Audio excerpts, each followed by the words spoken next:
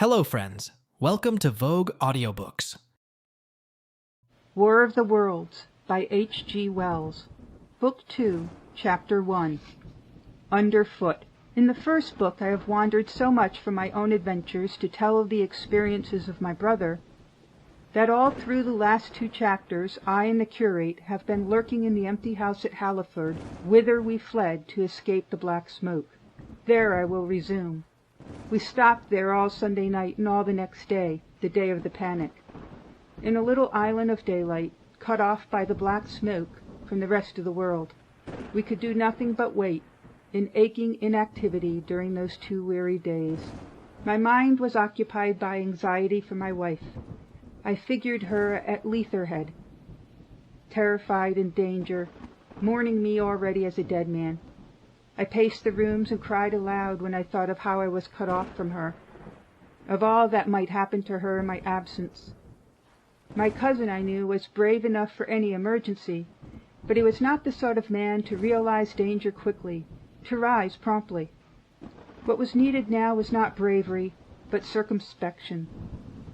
My only consolation was to believe that the Martians were moving Londonward and away from her. Such vague anxieties kept the mind sensitive and painful. I grew very weary and irritable with the curate's perpetual ejaculations. I tired of the sight of his selfish despair. After some ineffectual remonstrance, I kept away from him, staying in a room, evidently a children's schoolroom, containing globes, forms, and copybooks. When he followed me thither, I went to a box room at the top of the house, and in order to be alone with my aching miseries, locked myself in. We were hopelessly hemmed in by the black smoke all that day and the morning of the next. There were signs of people in the next house on Sunday evening, a face at a window and moving lights, and later the slamming of a door. But I do not know who these people were, nor what became of them. We saw nothing of them next day. The black smoke drifted slowly riverward, all through Monday morning, creeping nearer and nearer to us, driving at last along the roadway outside the house that hid us. A Martian came across the fields about midday, laying the stuff with a jet of superheated steam that hissed against the walls, smashed all the windows it touched, and scalded the curate's hand as he fled out of the front room. When at last we crept across the sodden rooms and looked out again, the country northward was as though a black snowstorm had passed over it. Looking towards the river, we were astonished to see an unaccountable redness mingling with the black of the scorched meadows. For a time we did not see how this change affected our position, save that we were relieved of our fear of the black smoke. But later I perceived that we were no longer hemmed in, that now we might get away. So soon as I realized that the way of escape was open, my dream of action returned. But the curate was lethargic, unreasonable. "We're safe here," he repeated, "safe here." I resolved to leave him. Would that I had. Wiser now for the artilleryman's teaching, I sought out food and drink. I had found oil and rags for my burns, and also took a hat and a flannel shirt that I found in one of the bedrooms.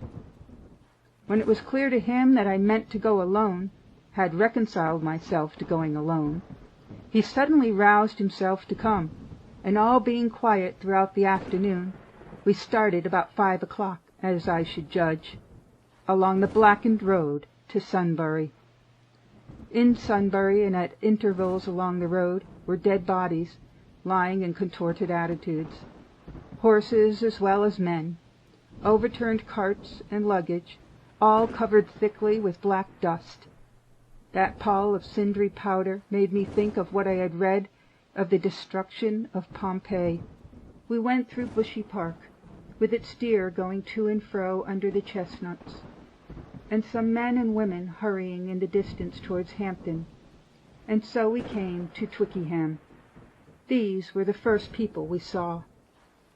Away across the road the woods behind Ham and Petersham were still afire. Twickenham was uninjured by either heat ray or black smoke, and there were more people about here, though none could give us news. For the most part they were like ourselves, taking advantage of a lull to shift their quarters. I had an impression that many of the houses here were still occupied by scared inhabitants, too frightened even for flight. Here, too, the evidence of a hasty rout was abundant along the road. I remember most vividly 3 smashed bicycles in a heap, pounded into the road by the wheels of subsequent carts. We crossed Richmond Bridge about 8:30. We hurried across the bridge, of course, but I noticed floating down the stream a number of red masses, some many feet across.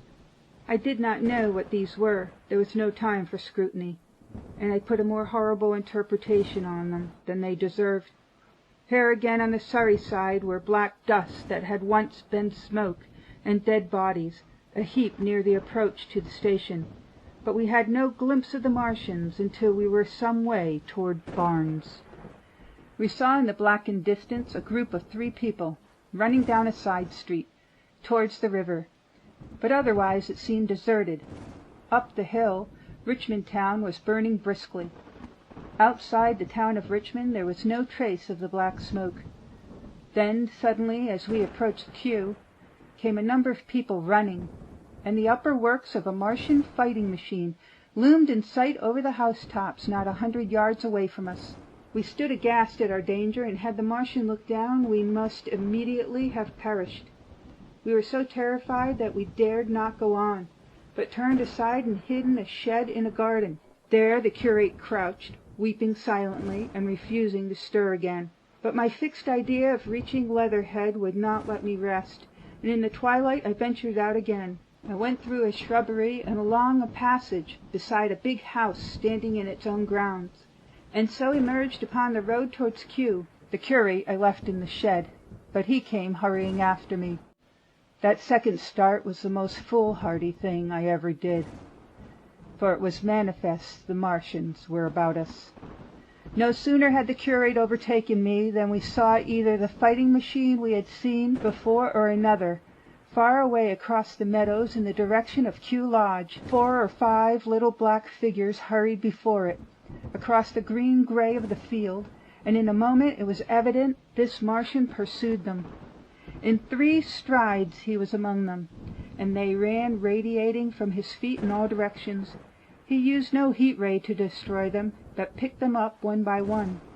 Apparently he tossed them into the great metallic carrier which projected behind him, such as a workman's basket hangs over his shoulder. It was the first time I realized that the Martians might have any other purpose than destruction with defeated humanity. We stood for a moment petrified, then turned and fled through a gate behind us into a walled garden, fell into it, rather than found, a fortunate ditch, and lay there, scarce daring to whisper to each other until the stars were out. I suppose it was nearly 11 o'clock before we gathered courage to start again, no longer venturing into the road, but sneaking along hedgerows and through plantations, and watching keenly through the darkness, he on the right and I on the left, for the Martians, who seemed to be all about us. I suppose it was nearly 11 o'clock before we gathered courage to start again. In one place we blundered upon a scorched and blackened area, now cooling and ashen, and a number of scattered dead bodies of men, burned horribly about the heads and trunks, but with their legs and boots mostly intact, and of dead horses, 50 feet perhaps, behind a line of 4 ripped guns and smashed gun carriages.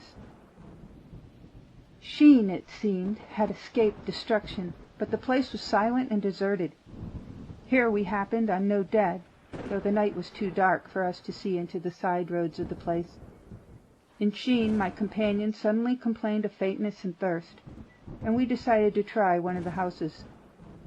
The first house we entered, after a little difficulty with the window, was a small semi-detached villa, and I found nothing eatable left in the place but some mouldy cheese. There was, however, water to drink, and I took a hatchet, which promised to be useful in our next housebreaking. We then crossed to a place where the road turns towards Mortlake. Here there stood a white house within a walled garden, and in the pantry of this domicile we found a store of food. 2 loaves of bread in a pan, an uncooked steak, and the half of a ham. I give this catalogue so precisely because, as it happened, we were destined to subsist upon this store for the next fortnight. Bottled beer stood under a shelf, and there were 2 bags of haricot beans and some limp lettuces. This pantry opened into a kind of wash-up kitchen, and in this was firewood. There was also a cupboard, in which we found nearly a dozen of burgundy, tinned soups and salmon, and 2 tins of biscuits. We sat in the adjacent kitchen in the dark, for we dared not strike a light, and ate bread and ham, and drank beer out of the same bottle. The curate, who was still timorous and restless, was now, oddly enough, for pushing on, and I was urging him to keep up his strength by eating when the thing happened that was to imprison us. "It can't be midnight yet," I said, and then came a blinding glare of vivid green light. Everything in the kitchen leaped out, clearly visible in green and black, and vanished again. And then followed such a concussion as I have never heard before or since. So close on the heels of this as to seem instantaneous came a thud behind me, a clash of glass, a crash and rattle of falling masonry all around us, and the plaster of the ceiling came down upon us, smashing into a multitude of fragments around our heads. I was knocked headlong across the floor against the oven handle and stunned. I was insensible for a long time, the curate told me, and when I came to, we were in darkness again, and he, with a face wet, as I found afterwards, with blood from a cut forehead, was dabbing water over me. For some time I could not recollect what had happened. Then things came to me slowly. A bruise on my temple asserted itself. "Are you better?" asked the curate in a whisper. At last I answered him. I sat up. "Don't move," he said. "The floor is covered with smashed crockery from the dresser. You can't possibly move without making a noise, and I fancy they are outside." We both sat quite silent, so that we could scarcely hear each other breathing. Everything seemed deadly still, but once something near us, some plaster or broken brickwork.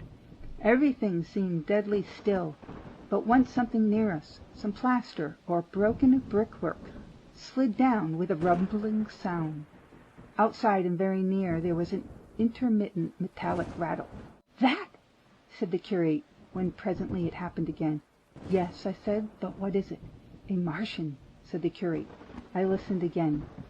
It was not like the heat ray, I said, and for a time I was inclined to think one of the great fighting machines had stumbled against the house, as I had seen one stumble against the tower of Shepperton Church. Our situation was so strange and incomprehensible that for 3 or 4 hours, until the dawn came, we scarcely moved, and then the light filtered in, not through the windows, which remained black, but through a triangular aperture between a beam and a heap of broken bricks in the wall behind us. The interior of the kitchen we now saw greyly for the first time.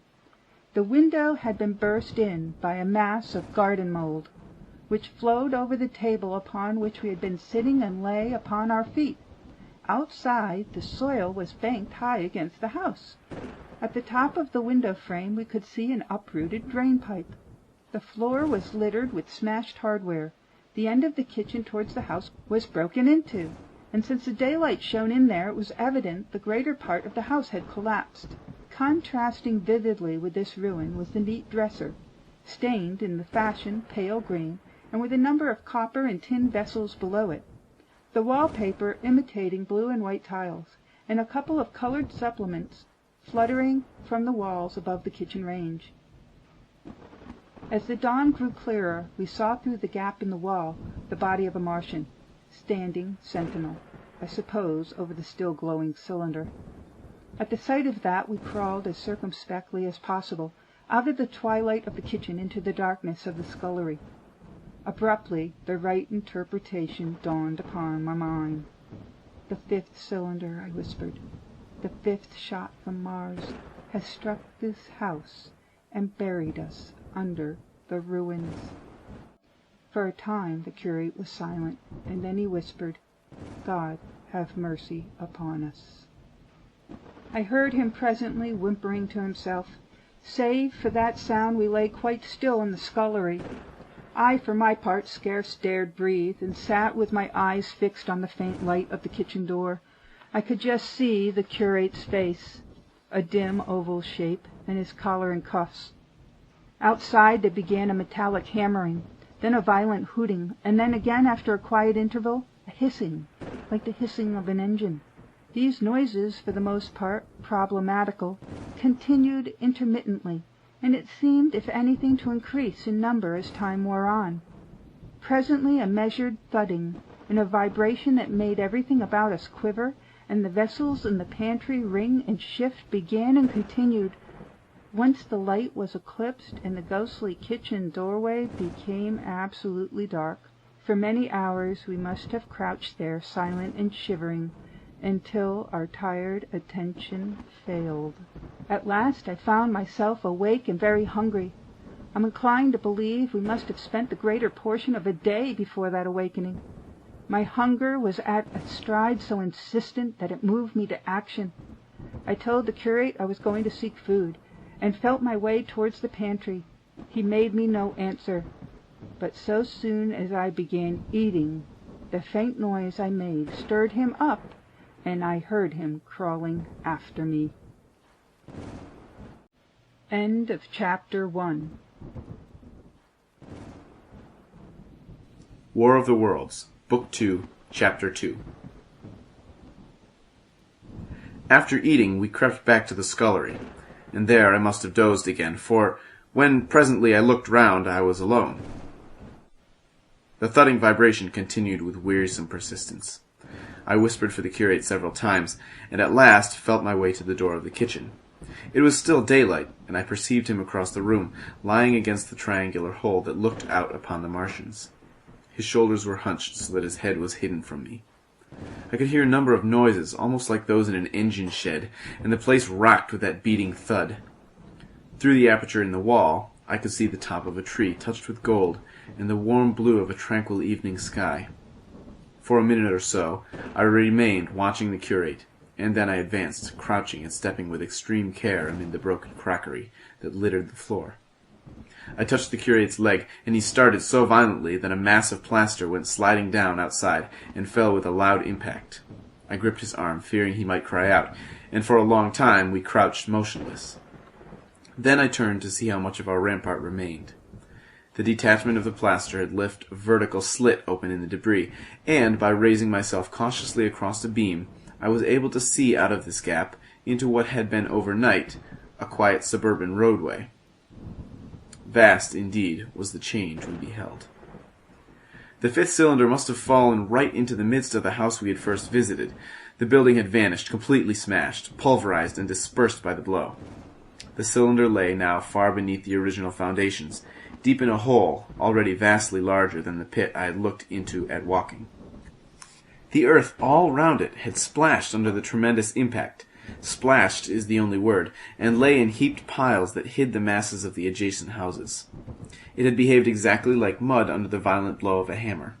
Our house had collapsed backward. The front portion, even on the ground floor, had been destroyed completely. By a chance, the kitchen and scullery had escaped, and stood buried now under soil and ruins, closed in by tons of earth on every side, save toward the cylinder. Over that aspect we hung now on the very edge of the great circular pit the Martians were engaged in making. The heavy beating sound was evidently just behind us, and ever and again a bright green vapor drove up like a veil across our peephole. The cylinder was already open in the center of the pit, and on the further edge of the pit, amid the smashed and gravel-heaped shrubbery, one of the great fighting machines, deserted by its occupant, stood stiff and tall against the evening sky. At first, I scarcely noticed the pit and the cylinder, although it has been convenient to describe them first, on account of the extraordinary glittering mechanism I saw busy in the excavation, and on account of the strange creatures that were crawling slowly and painfully across the heaped mold near it. The mechanism it certainly was that held my attention first. It was one of those complicated fabrics that have since been called handling machines, and the study of which has already given such an enormous impetus to terrestrial invention. As it dawned upon me first, it presented a sort of metallic spider with 5 jointed, agile legs, and with an extraordinary number of jointed levers, bars, and reaching and clutching tentacles about its body. Most of its arms were retracted, but with 3 long tentacles it was fishing out a number of rods, plates, and bars which lined the covering and apparently strengthened the walls of the cylinder. Then, as it extracted them, were lifted and deposited upon a level surface of earth behind it. Its motion was so swift, complex, and perfect that at first I did not see it as a machine, in spite of its metallic glitter. The fighting machines were coordinated and animated to an extraordinary pitch, but nothing to compare with this. People who have never seen these structures, and have only the ill-imagined efforts of artists or the imperfect descriptions of such eyewitnesses as myself to go upon, scarcely realize that living quality. I recall particularly the illustration of one of the first pamphlets to give a consecutive account of the war. The artist had evidently made a hasty study of one of the fighting machines, and there his knowledge ended. He presented them as tilted, stiff tripods, without either flexibility or subtlety, and with an altogether misleading monotony of effect. The pamphlet containing these renderings had a considerable vogue, and I mention them here simply to warn the reader against the impression they may have created. They were no more like the Martians I saw in action than a Dutch doll is like a human being. To my mind, the pamphlet would have been much better without them. At first, I say, the handling machine did not impress me as a machine, but as a crab-like creature, with a glittering integument, the controlling Martian whose delicate tentacles actuated its movements, seeming to be simply the equivalent of the crab's cerebral portion. But then I perceived the resemblance of its gray-brown, shiny, leathery integument to that of the other sprawling bodies beyond, and the true nature of this dexterous workman dawned upon me. With that realization, my interest shifted to those other creatures, the real Martians. Already I had had a transient impression of those, and the first nausea no longer obscured my observation. Moreover, I was concealed and motionless, and under no urgency of action. They were, I now saw, the most unearthly creatures it is possible to conceive. They were huge round bodies, or rather heads, about 4 feet in diameter, each body having in front of it a face. The face had no nostrils. Indeed, the Martians do not seem to have any sense of smell. But it had a pair of very large, dark-colored eyes, and just beneath this a kind of fleshy beak. In the back of this head, or body, I scarcely know how to speak of it, was the single tight tympanic surface, since known to be anatomically an ear, though it must have been almost useless in our denser air. In a group round the mouth were 16 slender, almost whip-like tentacles, arranged in 2 bunches of 8 each. These bunches have since been named, rather aptly, by the distinguished autonomist Professor Hgwells, the hands. Even as I saw these Martians for the first time, they seemed to be endeavoring to raise themselves on these hands, but of course, with the increased weight of terrestrial conditions, this was impossible. There is reason to suppose that on Mars they may have progressed upon them with some facility. The internal anatomy, I may remark here, as dissection has since shown, was almost equally simple. The greater part of the structure was the brain, sending enormous nerves to the eyes, ears, and tactile tentacles. Besides this were the bulky lungs, into which the mouth opened, and the heart and its vessels. The pulmonary distress caused by the denser atmosphere and greater gravitational attraction was only too evident in the convulsive movements of the outer skin. And this was the sum of the Martian organs. Strange as it may seem to a human being, all the complex apparatus of digestion which makes up the bulk of our bodies did not exist in the Martians. They were heads, merely heads. Entrails they had none. They did not eat, much less digest.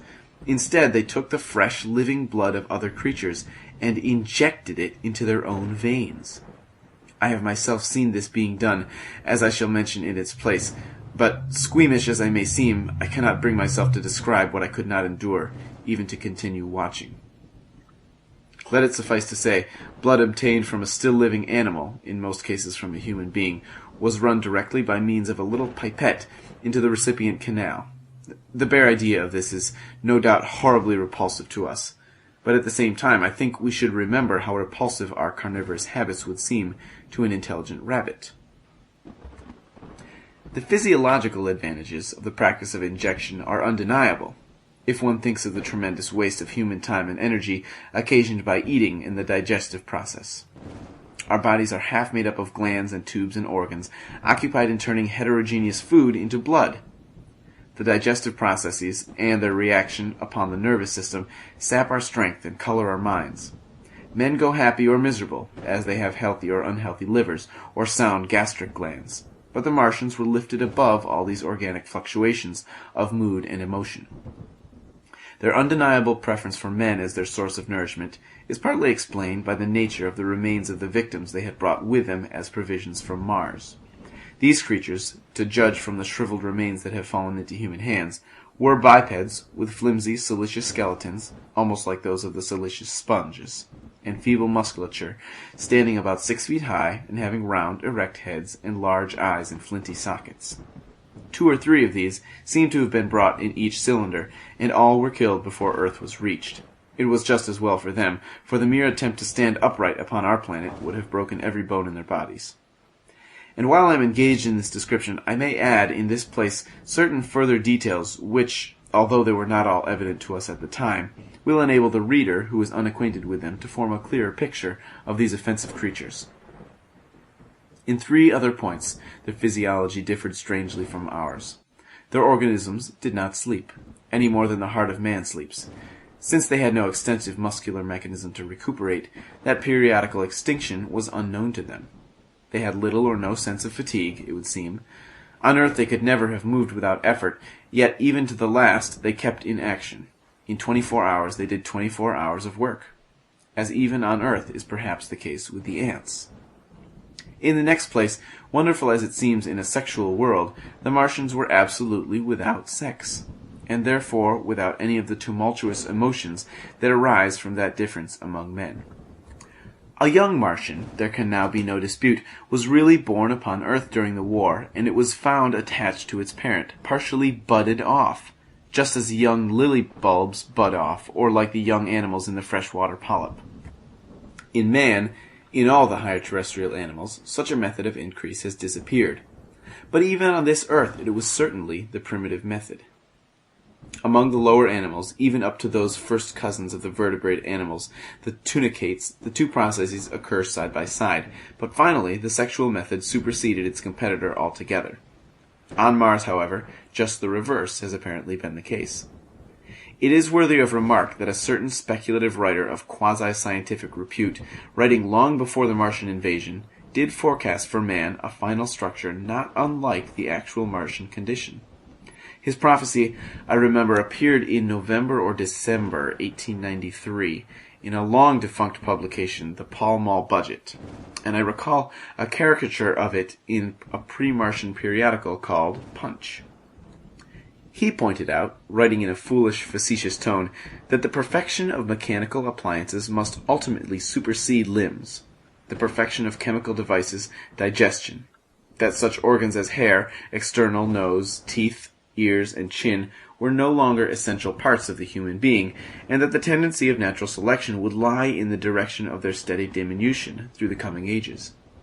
The brain alone remained a cardinal necessity. Only one other part of the body had a strong case for survival, and that was the hand, teacher and agent of the brain. While the rest of the body dwindled, the hands would grow larger. There is many a true word written in jest, and here in the Martians we have beyond dispute the actual accomplishment of such a suppression of the animal side of the organism by the intelligence. To me it is quite credible that the Martians may be descended from beings not unlike ourselves, by a gradual development of brain and hands, the latter giving rise to the 2 bunches of delicate tentacles at last, at the expense of the rest of the body. Without the body, the brain would, of course, become a mere selfish intelligence, without any of the emotional substratum of the human being. The last salient point in which the systems of this creature differed from ours was in what one might have thought a very trivial matter. Microorganisms, which cause so much disease and pain on Earth, have either never appeared on Mars, or Martian sanitary science eliminated them ages ago. 100 diseases, all the fevers and contagions of human life, consumption, cancers, tumors, and such morbidities, never enter the scheme of their life. And speaking of the difference between the life on Mars and terrestrial life, I may allude here to the curious suggestions of the red weed. Apparently the vegetable kingdom in Mars, instead of having green for a dominant color, is of a vivid blood-red tint.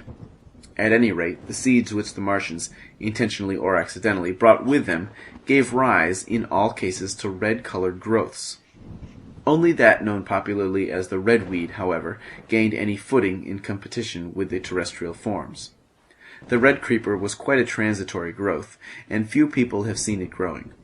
For a time, however, the redweed grew with astonishing vigor and luxuriance. It spread up the sides of the pit by the third or fourth day of our imprisonment, and its cactus-like branches formed a carmine fringe to the edges of our triangular window. And afterwards I found it broadcast throughout the country, and especially wherever there was a stream of water. The Martians had what appears to have been an auditory organ, a single round drum at the back of the head body, and eyes with a visual range not very different from ours, except that, according to Phillips, blue and violet were as black to them. It is commonly supposed that they communicated by sounds and tentacular gesticulations.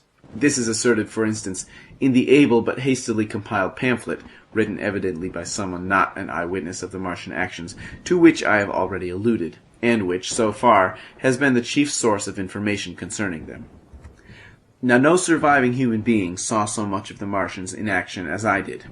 I take no credit to myself for an accident, but the fact is so, and I assert that I watched them closely time after time, and that I have seen 4, 5, and once 6 of them sluggishly performing the most elaborately complicated operations together, without either sound or gesture. Their particular hooting invariably preceded feeding. It had no modulation, and was, I believe, in no sense a signal, but merely the expiration of air preparatory to the suctional operation. I have a certain claim to at least an elementary knowledge of psychology, and in this matter I am convinced, as firmly as I am convinced of anything, that the Martians interchanged thoughts without any physical intermediation. And I have been convinced of this in spite of strong preconceptions. Before the Martian invasion, as an occasional reader here or there may remember, I had written with some little vehemence against the telepathic theory. The Martians wore no clothing. Their conceptions of ornament and decorum were necessarily different from ours, and not only were they evidently much less sensible of changes of temperature than we are, but changes of pressure do not seem to have affected their health at all seriously. Yet though they wore no clothing, it was in the other artificial additions to their bodily resources that their great superiority over man lay. We men, with our bicycles and road skates, our Lilienthal soaring machines, our guns and sticks and so forth, are just in the beginning of the evolution that the Martians have worked out.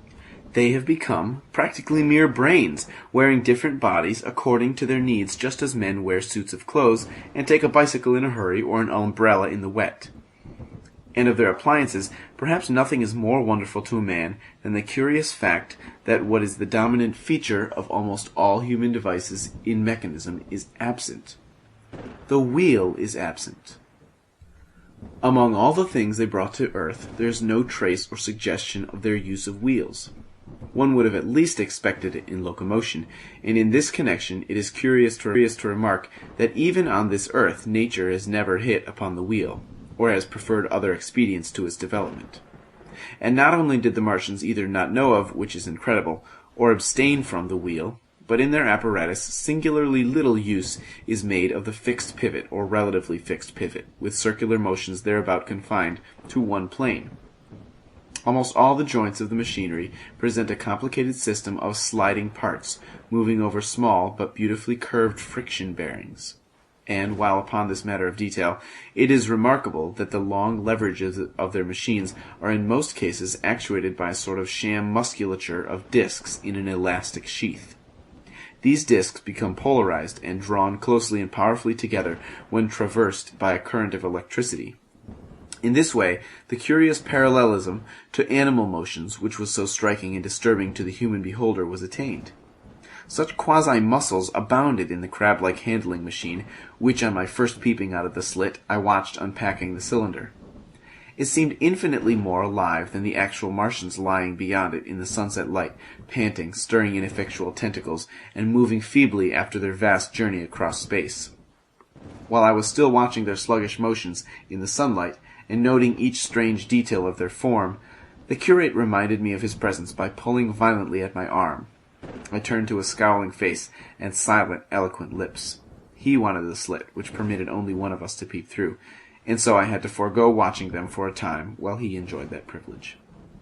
When I looked again, the busy handling machines had already put together several of the pieces of apparatus it had taken out of the cylinder into a shape having an unmistakable likeness to its own, and down on the left a busy little digging mechanism had come into view, emitting jets of green vapor and working its way round the pit, excavating and embanking in a methodical and discriminating manner. This it was which caused the regular beating noise and the rhythmic shocks that had kept our ruinous refuge quivering. It piped and whistled as it worked. So far as I could see, the thing was without a directing Martian at all. End of Chapter 2. The War of the Worlds, Book 2, Chapter 3, The Days of Imprisonment. The arrival of a second fighting machine drove us from our peephole into the scullery, for we feared that from his elevation the Martian might see down upon us behind our barrier. At a later date we began to feel less in danger of their eyes, for to an eye in the dazzle of the sunlight outside, our refuge must have been blank blackness, but at the first slightest suggestion of approach drove us into the scullery in heart-throbbing retreat. Yet, terrible as was the danger we incurred, the attraction of peeping was for both of us irresistible, and I recall now with a sort of wonder that in spite of the infinite danger in which we were, between starvation and a still more terrible death, we could yet struggle bitterly for that horrible privilege of sight.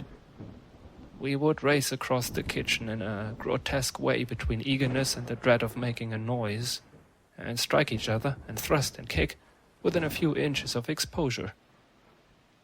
The fact is that we had absolutely incompatible dispositions and habits of thoughts and action, and our danger and isolation only accentuated the incompatibility.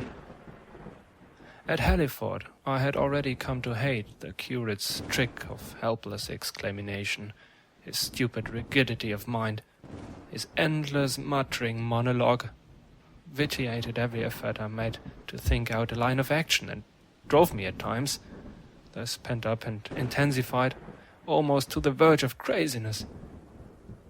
He was as lacking in restraint as a silly woman. He would weep for hours together, and I verily believe that to the very end this spoiled child of life thought his weak tears in some way efficacious.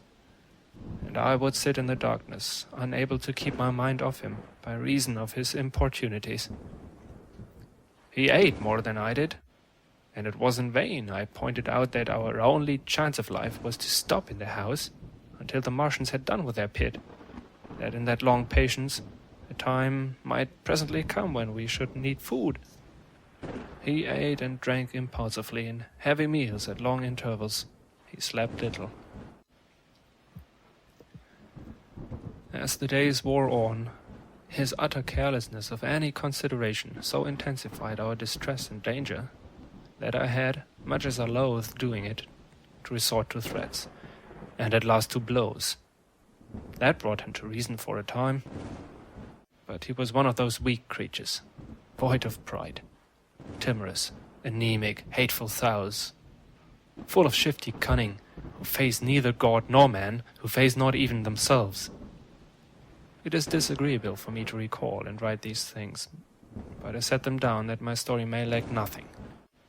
Those who have escaped the dark and terrible aspects of life will find my brutality, my flash of rage and our final tragedy easy enough to blame. For they know that what is wrong as well as any, but not what is possible to torture men. But those who have been under the shadow, who have gone down, at last, to elemental things, will have a wider charity. And while within we fought out our dark, dim contest of whispers, snatched food and drink, and gripping hands and blows, without, in the pitiless sunlight of the terrible June, was the strange wonder, the unfamiliar routine of the Martians in the pit. Let me return to those first new experiences of mine. After a long time I ventured back to the peephole. to find that the newcomers had been reinforced by the occupants of no fewer than 3 of the fighting machines. These last had brought with them certain fresh appliances that stood in an orderly manner about the cylinder. The second handling machine was now completed, and was busied in serving one of the novel contrivances the big machine had brought. This was a body resembling a milk can in its general form, above which oscillated a pear-shaped receptacle, and from which a stream of white powder flowed into a circular basin below. The oscillatory motion was imparted to this by one tentacle of the handling machine. With 2 spatulate hands, the handling machine was digging out and flinging masses of clay into the pear-shaped receptacle above, while with another arm it periodically opened a door and removed rusty and blackened clinkers from the middle part of the machine. Another steely tentacle directed the powder from the basin along a ribbed canal towards some receiver that was hidden from me by the mound of bluish dust. From this unseen receiver, a little thread of green smoke rose vertically into the quiet air. As I looked, the handling machine, with a faint and musical clinking, extended telescopic fashion, a tentacle that had been a moment before a mere blunt projection, until its end was hidden behind the mound of clay. In another second it had lifted a bar of white aluminium into sight, untarnished as yet, and shining dazzlingly, and deposited into a growing stack of bars that stood at the side of the pit. Between sunset and starlight, this dexterous machine must have made more than 100 such bars out of crude clay, and the mound of bluish dust rose steadily until it topped the side of the pit. The contrast between the swift and complex movements of these contrivances and the inert, panting clumsiness of their masters was acute, and for days I had to tell myself repeatedly that these latter were indeed the living of the 2 things. The curate had possession of the slit when the first men were brought to the pit. I was sitting below, huddled up, listening with all my ears. He made a sudden movement backward, and I, fearful that we were observed, crouched in a spasm of terror. He came sliding down the rubbish and crept beside me in the darkness, inarticulate, gesticulating, and for a moment I shared his panic. His gesture suggested a resignation of the slit, and after a little while my curiosity gave me courage, and I rose up, stepped across him, and clambered up to it. At first I could see no reason for his frantic behavior. The twilight had now come. The stars were little and faint, but the pit was illuminated by the flickering green fire that came from the aluminium making. The whole picture was a flickering scheme of green gleams and shifting rusty black shadows, strangely trying to the eyes. Over and through it all went the bats, heeding it not at all. The sprawling Martians were no longer to be seen. The mound of blue-green powder had risen to cover them from sight, and a fighting machine, with its legs contracted, crumpled and abbreviated, stood across the corner of the pit. And then, amid the clangor of the machinery, came a drifting suspicion of human voices, that I entertained at first only to dismiss. I crouched, watching this fighting machine closely, satisfying myself now for the first time that the hood did indeed contain a Martian. As the green flames lifted, I could see the oily gleam of his integument and the brightness of his eyes. And suddenly I heard a yell.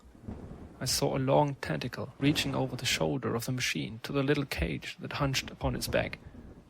Then something struggling violently, was lifted high against the sky, a black vague enigma against the starlight. And as this black object came down again, I saw by the green brightness that it was a man. For an instant he was clearly visible. He was a stout, ruddy, middle-aged man, well-dressed. 3 days before he must have been walking the world, a man of considerable consequence. I could see his staring eyes and gleams of light on his studs and watch chain. He vanished behind the mound, and for a moment there was silence, and then began a shrieking and a sustained and cheerful hooting from the Martians. I slid down the rubbish, struggled to my feet, clapped my hands over my ears, and bolted into the scullery. The curate, who had been crouching silently with his arms over his head, looked up as I passed, cried out quite loudly at my desertion of him, and came running after me.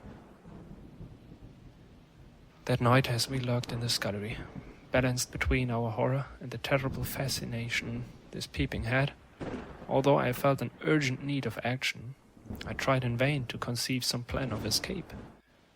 But afterwards, during the second day, I was able to consider our position with great clearness.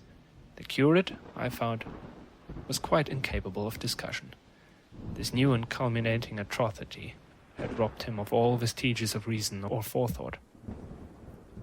Practically, he had already sunk to the level of an animal. But, as the saying goes, I gripped myself with both hands. It grew upon my mind, once I could face the facts, that terrible as our position was, there was as yet no justification for absolute despair. Our chief chance lay in the possibility of the Martians making the pit nothing more than a temporary encampment. Or even if they kept it permanently, they might not consider it necessary to guard it, and a chance of escape might be afforded to us. I also weighed, very carefully, the possibility of our digging a way out in a direction away from the pit. But the chances of our emerging within sight of some sentinel fighting machine seemed at first too great. And I should have had to do all the digging myself. The curate would certainly have failed me. It was on the third day, if my memory serves me right, that I saw the lad killed. It was the only occasion on which I actually saw the Martian's feet. After that experience, I avoided the hole in the wall for the better part of the day. I went into the scullery, removed the door, and spent some hours digging with my hatchet as silently as possible. But when I had made a hole about a couple of feet deep, the loose earth collapsed noisily, and I did not dare continue. I lost heart and lay down on the scullery floor for a long time, having no spirit even to move. And after that I abandoned altogether the idea of escaping by excavation. It says much for the impression the Martians had made upon me that at first I entertained little or no hope of our escape being brought about by their overthrow through any human effort. But on the fourth or fifth night I heard a sound like heavy guns. It was very late in the night, and the moon was shining brightly. The Martians had taken away the excavation machine, and, save for a fighting machine that stood in the remoter bank of the pit, and a handling machine that was buried out of my sight in a corner of the pit immediately beneath my peephole, the place was deserted by them. Except for the pale glow from the handling machine and the bars and patches of white moonlight, the pit was in darkness, and except for the clinking of the handling machine, quite still. That night was a beautiful serenity. Save for one planet, the moon seemed to have the sky to herself. I heard a dog howling, and that familiar sound it was that made me listen. Then I heard quite distinctly a booming exactly like the sound of great guns. 6 distinct reports, I counted, and after a long interval 6 again, and that was all. End of Chapter 3 in Book 2. War of the Worlds by H.G.Wells, Book 2, Chapter 4. It was on the 6th day of our imprisonment that I peeped for the last time, and presently found myself alone. Instead of keeping close to me and trying to oust me from the slit, the curate had gone back into the scullery. I was struck by a sudden thought. I went back quickly and quietly into the scullery. In the darkness I heard the curate drinking. I snatched at the darkness, and my fingers caught a bottle of Burgundy. For a few minutes there was a tussle. The bottle struck the floor and broke, and I desisted and rose. We stood panting and threatening each other. In the end I planted myself between him and the food, and told him of my determination to begin a discipline. I divided the food in the pantry into rations to last us 10 days. I would not let him eat any more that day. In the afternoon he made a feeble effort to get at the food. I had been dozing, but in an instant I was awake. All day and all night we sat face to face, I weary but resolute, and he weeping and complaining of his immediate hunger. It was, I know, a day and a night, but to me it seems now, an interminable length of time. And so our widened incompatibility ended at last in open conflict. For 2 vast days we struggled in undertones and wrestling contests. There were times when I beat and kicked him madly, times when I cajoled and persuaded him, and once I tried to bribe him with the last bottle of Burgundy, for there was a rainwater pump from which I could get water. But neither force nor kindness availed. He was indeed beyond reason. He would neither desist from his attacks on the food, nor from his noisy babbling to himself. The rudimentary precautions to keep our imprisonment endurable he would not observe. Slowly I began to realize the complete overflow of his intelligence, to perceive that my sole companion in this close and sickly darkness was a man insane. From certain vague memories, I am inclined to think my own mind wandered at times. I had strange and hideous dreams whenever I slept. It sounds paradoxical, but I am inclined to think that the weakness and insanity of the curate warned me, braced me, and kept me a sane man. On the 8th day he began to talk aloud instead of whispering, and nothing I could do would moderate his speech. "It is just, O God," he would say, over and over again. "It is just. On me and mine be the punishment laid. We have sinned, we have fallen short. There was poverty, sorrow. The poor were trodden in the dust, and I held my peace. I preached acceptable folly. My God, what folly! When I should have stood up, though I died for it, and called upon them to repent. Repent! Oppressors of the poor and needy, the winepress of God!" Then he would suddenly revert to the matter of the food. I withheld from him, praying, begging, weeping, at last threatening. He began to raise his voice. I prayed him not to. He perceived a hold on me. He threatened he would shout and bring the Martians upon us. For a time that scared me, but any concession would have shortened our chance of escape beyond estimating. I defied him, although I felt no assurance that he might not do this thing. But that day, at any rate, he did not. He talked with his voice rising slowly through the greater part of the 8th and 9th days. Threats, entreaties, mingled with a torrent of half-sane and always frothy repentance for his vacant sham of God's service, such as made me pity him. Then he slept a while, and began again with renewed strength, so loudly that I must needs make him desist. "Be still," I implored. He rose to his knees, for he had been sitting in the darkness near the copper. "I have been still too long," he said in a tone that must have reached the pit, "and now I must bear my witness. Woe unto this unfaithful city! Woe! Woe! Woe! Woe! To the inhabitants of the earth by reason of the other voices of the trumpet!" "Shut up," I said, rising to my feet, and in a terror lest the Martians should hear us. "For God's sake!" "Nay!" shouted the curate, at the top of his voice, standing likewise and extending his arms. "Speak! The word of the Lord is upon me!" In 3 strides he was at the door leading into the kitchen. "I must bear witness! I go! It has already been too long delayed!" I put out my hand and felt the meat chopper hanging to the wall. In a flash I was after him. I was fierce with fear. Before he was halfway across the kitchen I had overtaken him. With one last touch of humanity I turned the blade back and struck him with the butt. He went headlong forward and lay stretched on the ground. I stumbled over him and stood panting. He lay still. Suddenly I heard a noise without, the run and smash of slipping plaster, and the triangular aperture in the wall was darkened.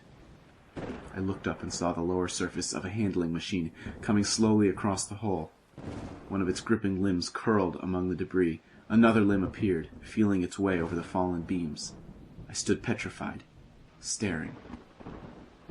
Then I saw through a sort of glass plate near the edge of the body, the face, as we may call it, and the large dark eyes of a Martian peering, and then a long metallic snake of tentacle came feeling slowly through the hole. I turned by an effort, stumbled over the curate, and stopped at the scullery door. The tentacle was now some way, 2 yards or more, in the room, and twisting and turning with queer sudden movements this way and that. For a while I stood fascinated by that slow, fitful advance. Then, with a faint hoarse cry, I forced myself across the scullery. I trembled violently. I could scarcely stand upright. I opened the door of the coal cellar and stood there in the darkness, staring at the faintly lit doorway into the kitchen and listening. Had the Martian seen me? What was it doing now? Something was moving to and fro there, very quietly. Every now and then it tapped against the wall, or started on its movements with a faint metallic ringing, like the movements of keys on a split ring. Then a heavy body, I knew too well what, was dragged across the floor of the kitchen toward the opening. Irresistibly attracted, I crept to the door and peeped in the kitchen. In the triangle of bright outer sunlight, I saw the Martian, in its briarus of a handling machine, scrutinizing the curate's head. I thought at once it would infer my presence from the mark of the blow I had given him. I crept back to the coal cellar, shut the door, and began to cover myself up as much as I could, and as noiselessly as possible in the darkness, among the firewood and coal therein.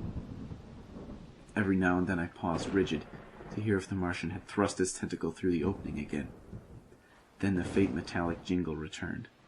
I traced it slowly, feeling over the kitchen. Presently I heard it nearer, in the scullery as I judged. I thought that its length might be insufficient to reach me. I prayed copiously.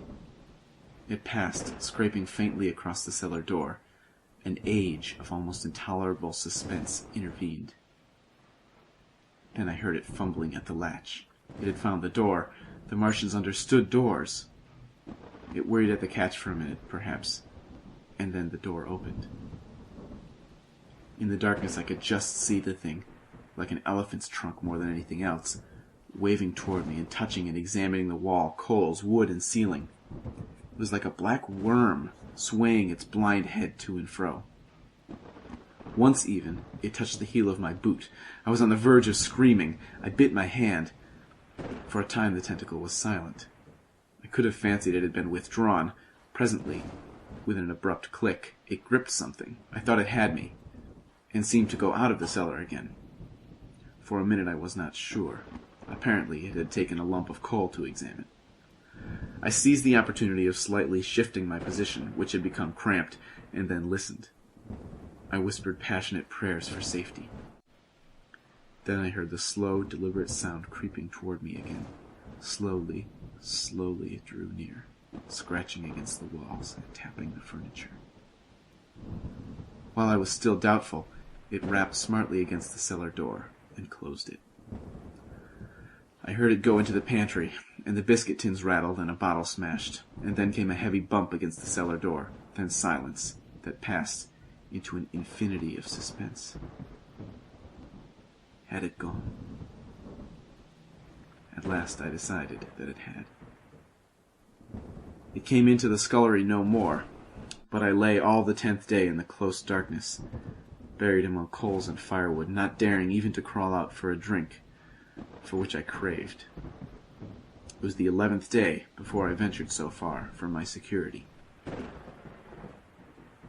End of chapter 4.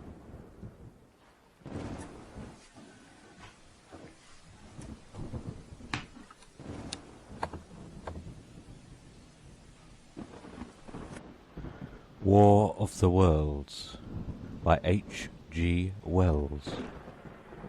Book 2, Chapter 5. The Stillness. My first act, before I went into the pantry, was to fasten the door between the kitchen and the scullery, but the pantry was empty. Every scrap of food had gone. Apparently the Martian had taken it all on the previous day. At that discovery I despaired for the first time. I took no food, or no drink either, on the 11th or the 12th day. At first my mouth and throat were parched, and my strength ebbed sensibly. I sat about in the darkness of the scullery, in a state of despondent wretchedness. My mind ran on eating. I thought I had become deaf, for the noises of movement I had been accustomed to hear from the pit had ceased absolutely. I did not feel strong enough to crawl noiselessly to the peephole, or I would have gone there.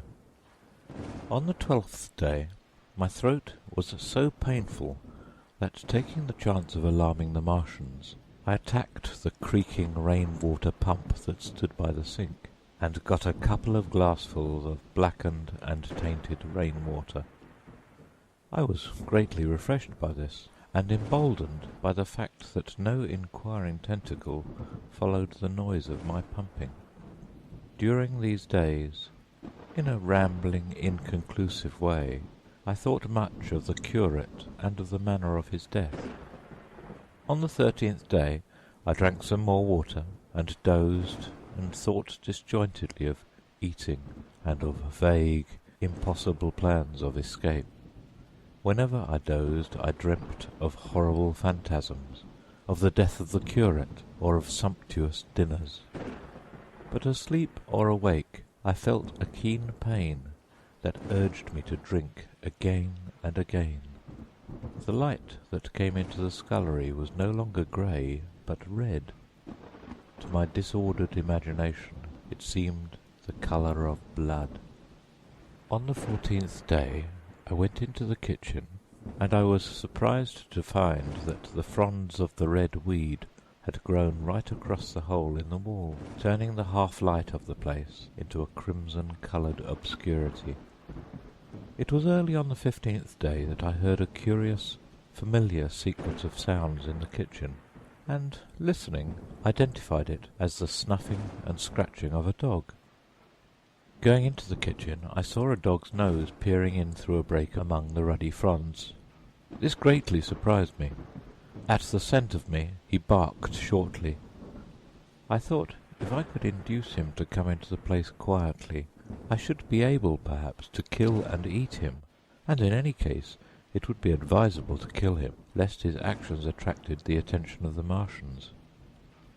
I crept forward, saying, "Good dog," very softly, but he suddenly withdrew his head and disappeared. I listened. I was not deaf, but certainly the pit was still. I heard a sound like the flutter of a bird's wings, and a horse croaking, but that was all. For a long while I lay close to the peephole, but not daring to move aside the red plants that obscured it. Once or twice I heard a faint pitter-patter, like the feet of the dog going hither and thither on the sand far below me, and there were more bird-like sounds, but that was all. At length, encouraged by the silence, I looked out. Except in the corner, where a multitude of crows hopped and fought over the skeletons of the dead the Martians had consumed, there was not a living thing in the pit. I stared about me, scarcely believing my eyes. All the machinery had gone, save for the big mound of greyish-blue powder in one corner, certain bars of aluminium in another, the black birds, and the skeletons of the killed. The place was merely an empty circular pit in the sand. Slowly I thrust myself out through the red weed, and stood upon the mound of rubble. I could see in any direction save behind me to the north, and neither Martians nor sign of Martians were to be seen. The pit dropped sheerly from my feet, but a little way along the rubbish afforded a practicable slope to the summit of the ruins. My chance of escape had come. I began to tremble. I hesitated for some time, and then, in a gust of desperate resolution, and with a heart that throbbed violently, I scrambled to the top of the mound in which I had been buried so long. I looked about again. To the northward, too, no Martian was visible. When I had last seen this part of Sheen in the daylight, it had been a straggling street of comfortable white and red houses, interspersed with abundant shady trees. Now I stood on a mound of smashed brickwork, clay, and gravel, over which spread a multitude of red cactus-shaped plants, knee-high, without a solitary terrestrial growth to dispute their footing. The trees near me were dead and brown, but further a network of red thread scaled the still living stems. The neighbouring houses had all been wrecked, but none had been burned. Their walls stood, sometimes to the second story, with smashed windows and shattered doors.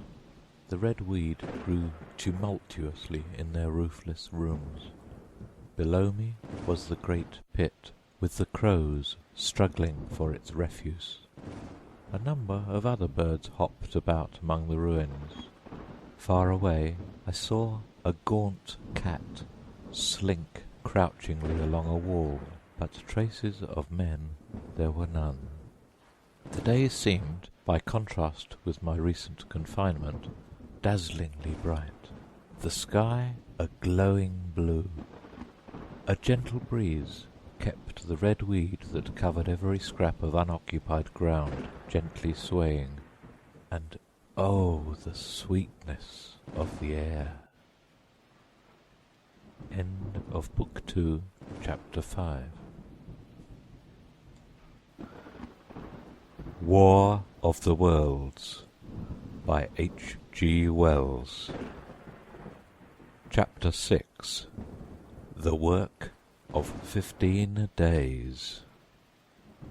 For some time I stood tottering on the mound, regardless of my safety. Within that noisome den from which I had emerged, I had thought with a narrow intensity only of our immediate security. I had not realized what had been happening to the world, had not anticipated this startling vision of unfamiliar things. I had expected to see Sheen in ruins.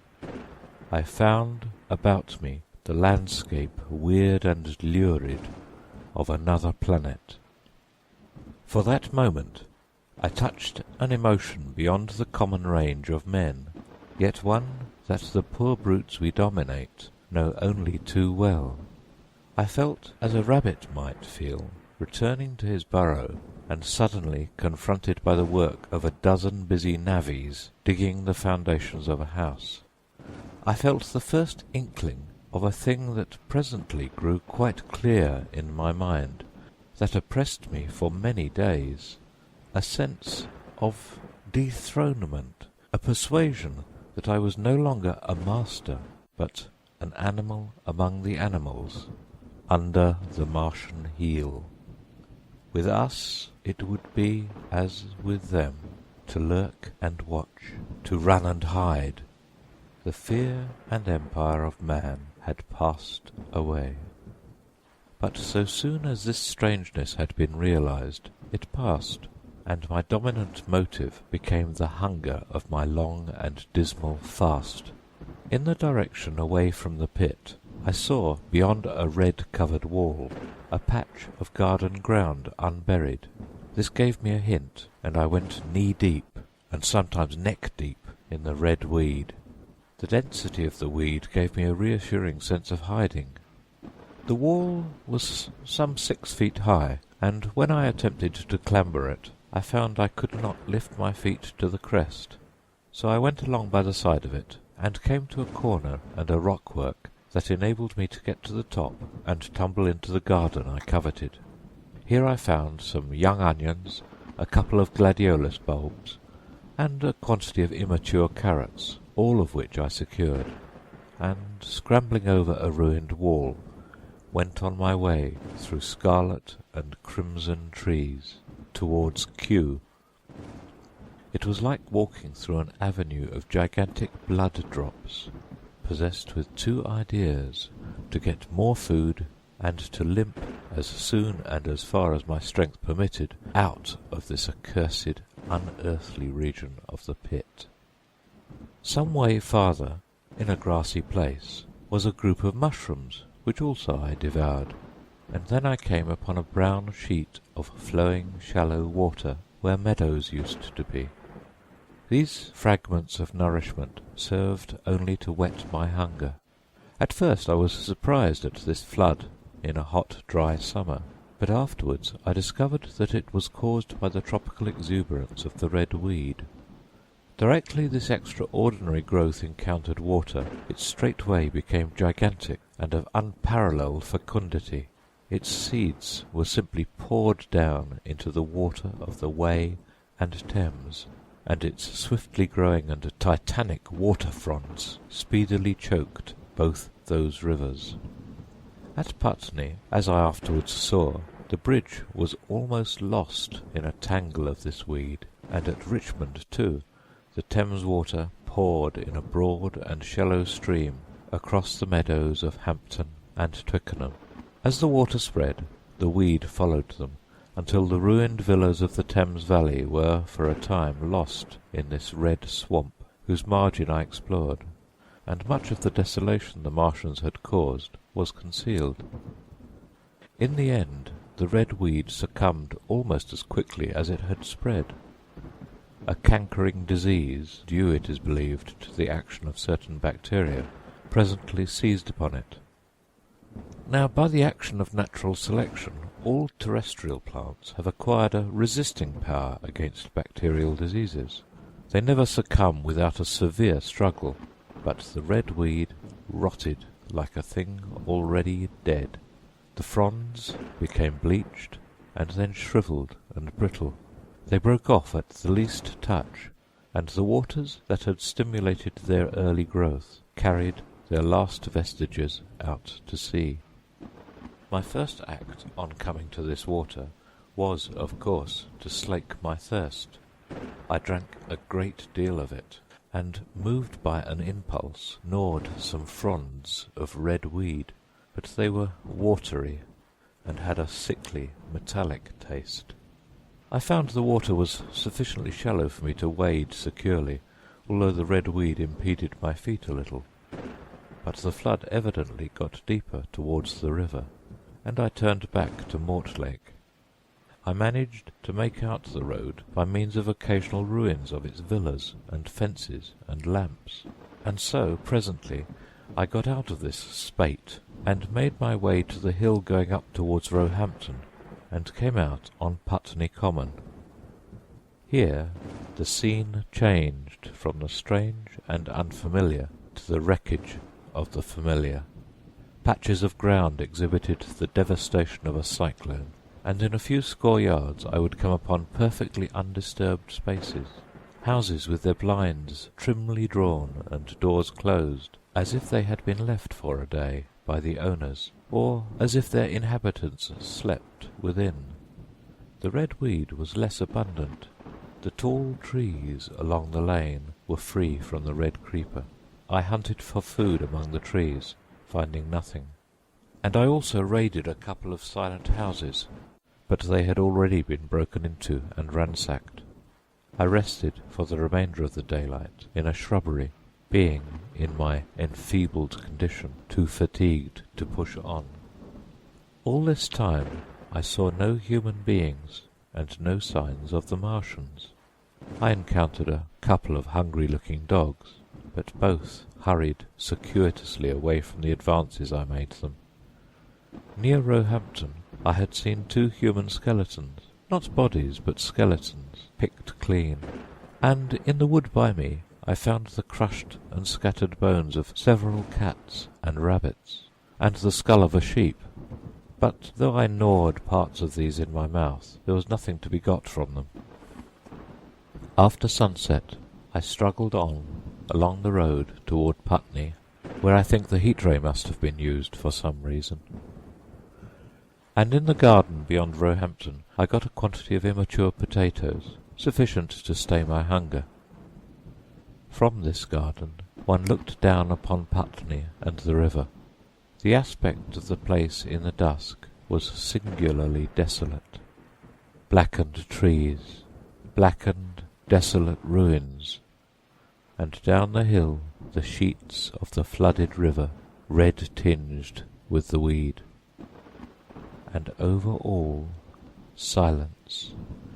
It filled me with indescribable terror to think how swiftly that desolating change had come.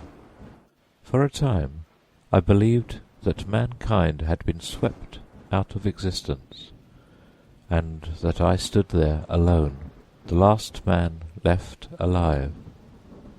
Hard by the top of Putney Hill I came upon another skeleton, with the arms dislocated and removed several yards from the rest of the body. As I proceeded I became more and more convinced that the extermination of mankind was, save for such stragglers as myself, already accomplished in this part of the world. The Martians, I thought, had gone on and left the country desolated, seeking food elsewhere. Perhaps even now they were destroying Berlin or Paris, or it might be they had gone northward. End of Book 2, Chapter 6. The War of the Worlds by H.G.Wells. Book 2, Chapter 7. The Man on Putney Hill. I spent that night in the inn that stands at the top of Putney Hill, sleeping in a made bed for the first time since my flight to Leatherhead. I will not tell the needless trouble I had breaking into that house. Afterward I found the front door was on the latch, nor how I ransacked every room for food until, just on the verge of despair in what seemed to me to be a servant's bedroom, I found a rat-gnawed crust and 2 tins of pineapple. The place had already been searched and emptied. In the bar I afterwards found some biscuits and sandwiches that had been overlooked. The latter I could not eat, they were too rotten, but the former not only stayed my hunger, but filled my pockets. I lit no lamps, fearing some Martian might come beating on that part of London for food in the night. Before I went to bed I had an interval of restlessness, and prowled from window to window, peering out for some sign of these monsters. I slept little. As I lay in bed I found myself thinking consecutively, a thing I do not remember to have done since my last argument with the curate. During all the intervening time my mental condition had been a hurrying succession of vague emotional states, or a sort of stupid receptivity. But in the night my brain, reinforced I suppose by the food I had eaten, grew clear again, and I thought.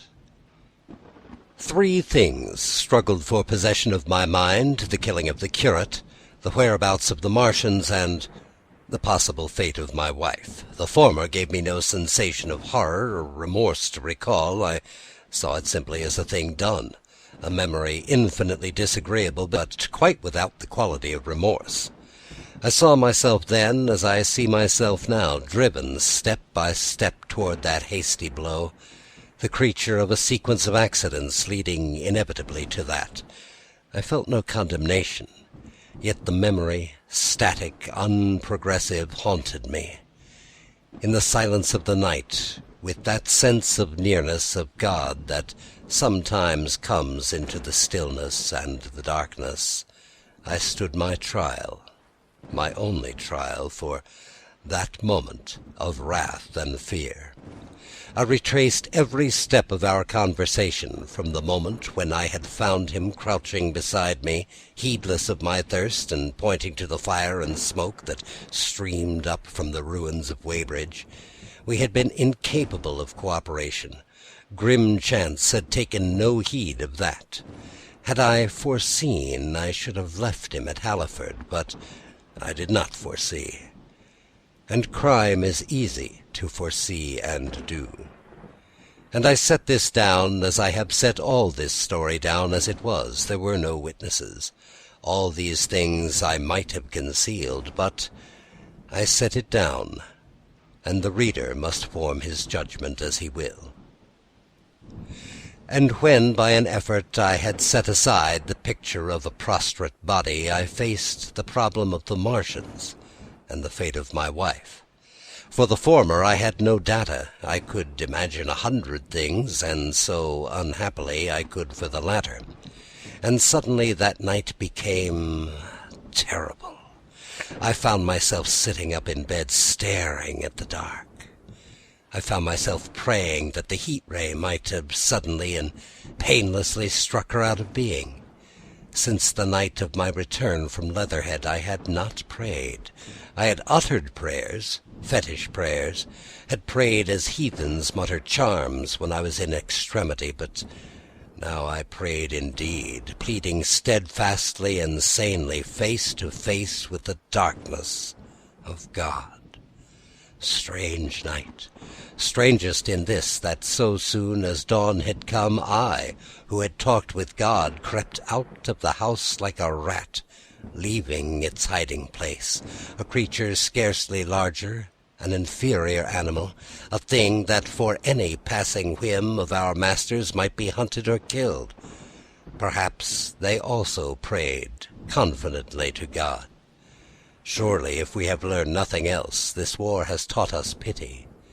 Pity for those witless souls that suffer our dominion. The morning was bright and fine, and the eastern sky glowed pink and was fretted with little golden clouds. In the road that runs from the top of Putney Hill to Wimbledon was a number of poor vestiges of the panicked torrent that must have poured Londonward on the Sunday night after the fighting began. There was a little two-wheeled cart inscribed with the name Thomas Lobb, greengrocer, New Malden, with a smashed wheel and an abandoned tin trunk. There was a straw hat trampled into the now hardened mud, and at the top of West Hill a lot of blood-stained glass about the overturned water trough. My movements were languid, my plans of the vaguest. I had an idea of going to Leatherhead, though I knew that there I had the poorest chance of finding my wife. Certainly, unless death had overtaken them suddenly, my cousins and she would have fled thence, but it seemed to me I might find or learn there whither Surrey people had fled. I knew I wanted to find my wife, that my heart ached for her and the world of men, but I had no clear idea how the finding might be done. I was also sharply aware now of my intense loneliness. From the corner I went, under cover of a thicket of trees and bushes, to the edge of Wimbledon Common, stretching wide and far. That dark expanse was lit in patches by yellow gorse and broom. There was no red weed to be seen, and as I prowled, hesitating on the verge of the open, the sun rose, flooding it all with light and vitality. I came upon a busy swarm of little frogs in a swampy place among the trees. I stopped to look at them, drawing a lesson from their stout resolve to live, and presently, turning suddenly with an odd feeling of being watched, I beheld something crouching amid a clump of bushes. I stood regarding this. I made a step toward it, and it rose up and became a man armed with a cutlass. I approached him slowly. He stood silent and motionless, regarding me. As I drew nearer, I perceived he was dressed in clothes as dusty and filthy as my own. He looked, indeed, as though he had been dragged through a culvert. Nearer, I distinguished the green slime of ditches mixing with the pale drab of dried clay and shiny coaly patches. His black hair fell over his eyes, and his face was dark and dirty and sunken, so that at first I did not recognize him. There was a red cut across the lower part of his face. "Stop!" he cried, when I was within 10 yards of him, and I stopped. His voice was hoarse. "Where do you come from?" he said. I thought, surveying him. "I come from Mortlake," I said. "I was buried near the pit the Martians made about their cylinder. I've worked my way out and escaped." "There's no food about here," he said. "This is my country. All this hill down to the river and back to Clapham and up to the edge of the common. There's only food for one. Which way are you going?" I answered slowly. "I don't know," I said. "I have been buried in the ruins of a house 13 or 14 days. I don't know what has happened." He looked at me doubtfully, then started and looked with a changed expression. "I have no wish to stop about here," said I. "I think I shall go to Leatherhead, for my wife was there." He shot out a pointing finger. "It's you," he said, "the man from Woking. And you weren't killed at Weybridge?" I recognized him in the same moment. "You're the artilleryman who came into my garden." "Good luck," he said. "We are lucky ones. Fancy you." He put out a hand, and I took it. "I crawled up a drain," he said, "but they didn't kill everyone. And after they went away, I got off toward Walton across the fields, but it's not 16 days altogether, and your hair is grey." He looked over his shoulder suddenly. "Only a rook," he said. "One gets to know that birds have shadows these days. This is a bit open. Let's crawl under those bushes and talk." "Have you seen any Martians?" I said. "Since I crawled out, they've gone away across London," he said. "I guess they've got a bigger camp there. Of a night, all over there, Hampstead way, the sky's alive with their lights. It's like a great city, and in the glare you can just see them moving. By daylight you can't, but nearer, I haven't seen them," he counted on his fingers, "5 days. Then I saw a couple cross Hammersmith way carrying something big, and the night before last," he stopped and spoke impressively, "it was just a matter of lights, but it was something up in the air. I believe they built a flying machine and are learning to fly." I stopped, on hands and knees, for we had come to the bushes. "Fly?" "Yes," he said, "fly." I went on into a little bower and sat down. "It's all over with humanity," I said. "If they can do that, they will simply go round the world." He nodded. "They will.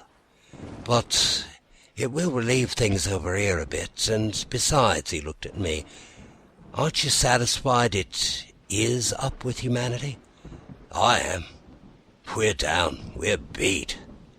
I stared.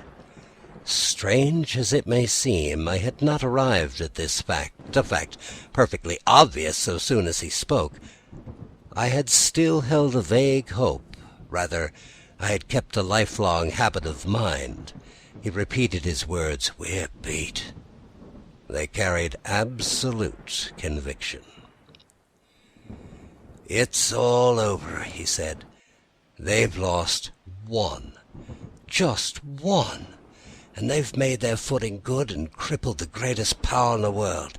They've walked over us. The death of that one at Weybridge was an accident. And these are only pioneers. They kept on coming. These green stars. I've not seen one these 5 or 6 days, but I've no doubt they're falling somewhere every night. Nothing's to be done. We're under. We're beat." I made him no answer. I sat staring before me, trying in vain to devise some countervailing thought.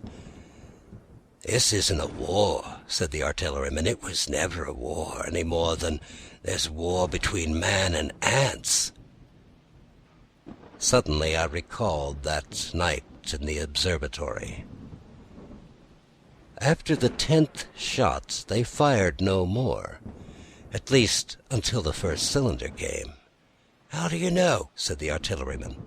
I explained. He thought. "Something wrong with the gun," he said. "But what if there is? They'll get it right again. And even if there's a delay, how can it alter the end? It's just men and ants. There's the ants builds their cities, live in their cities, have wars, revolutions, until the men want them out of their way. And then they go out of the way. That's what we are now. Just ants. Only, yes," I said, "we're eatable ants." We sat looking at each other.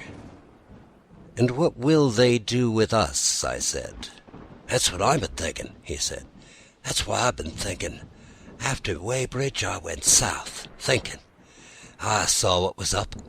Most of the people were hard at it, squealing and exciting themselves, but I'm not so fond of squealing. I've been in a sight of death once or twice. I'm not an ornamental soldier, and at the best and worst, death, it's just death.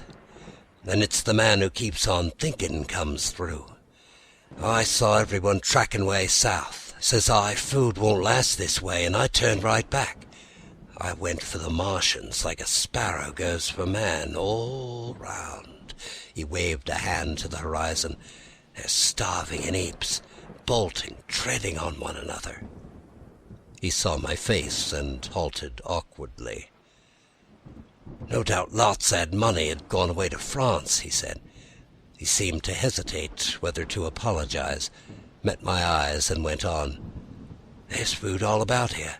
canned things in shops, wine, spirits, mineral waters, and the water mains and drains are empty. Well, I was telling you what I was thinking. Here's intelligent things, I said, and it seems they want us for food. First they'll smash us up, ships, machines, guns, cities, all the order and organization, all that'll go. If we're the size of ants, we might pull through. But we're not. It's all too bulky to stop. That's the first certainty, eh? I assented. It is. I thought it out very well then. Next, at present, we're caught as we're wanted. A Martian has only to go a few miles to get a crowd on the run. And I saw one the other day out by Wandsworth, picking houses to pieces and routing among the wreckage. But they won't keep on doing that. As soon as they've settled all our guns and ships and smashed our railways and done all the things they were doing over here, they'll begin catching us systematic, picking the best, storing us in cages and things. That's what they'll start doing in a bit. Lord, they haven't even begun on us yet. Don't you see that? Not begun, I exclaimed. Not begun. And that's what's happened to us so far. All that's happened to us so far is through our not having the sense to keep quiet, worrying them with guns and such foolery, losing our heads and rushing off in crowds where there weren't any more safety than where we were. They don't want to bother us yet. They're making their things, making all the things they couldn't bring with them, getting things ready for the rest of their people. Very likely that's why the cylinders have stopped for a bit, for fear of hitting those who are here. And instead of our rushing about blind on the howl, or getting dynamite on the chance of busting them up, we got to fix ourselves up according to the new state of affairs. That's how I figure it out. It isn't quite according to what a man wants for his species, but it's about what the facts point to, and that's the principle I acted upon. Cities, nations, civilization, progress, it's all over. That game's up. We're beat. But if that is so, what is there to live for? The artilleryman looked at me for a moment.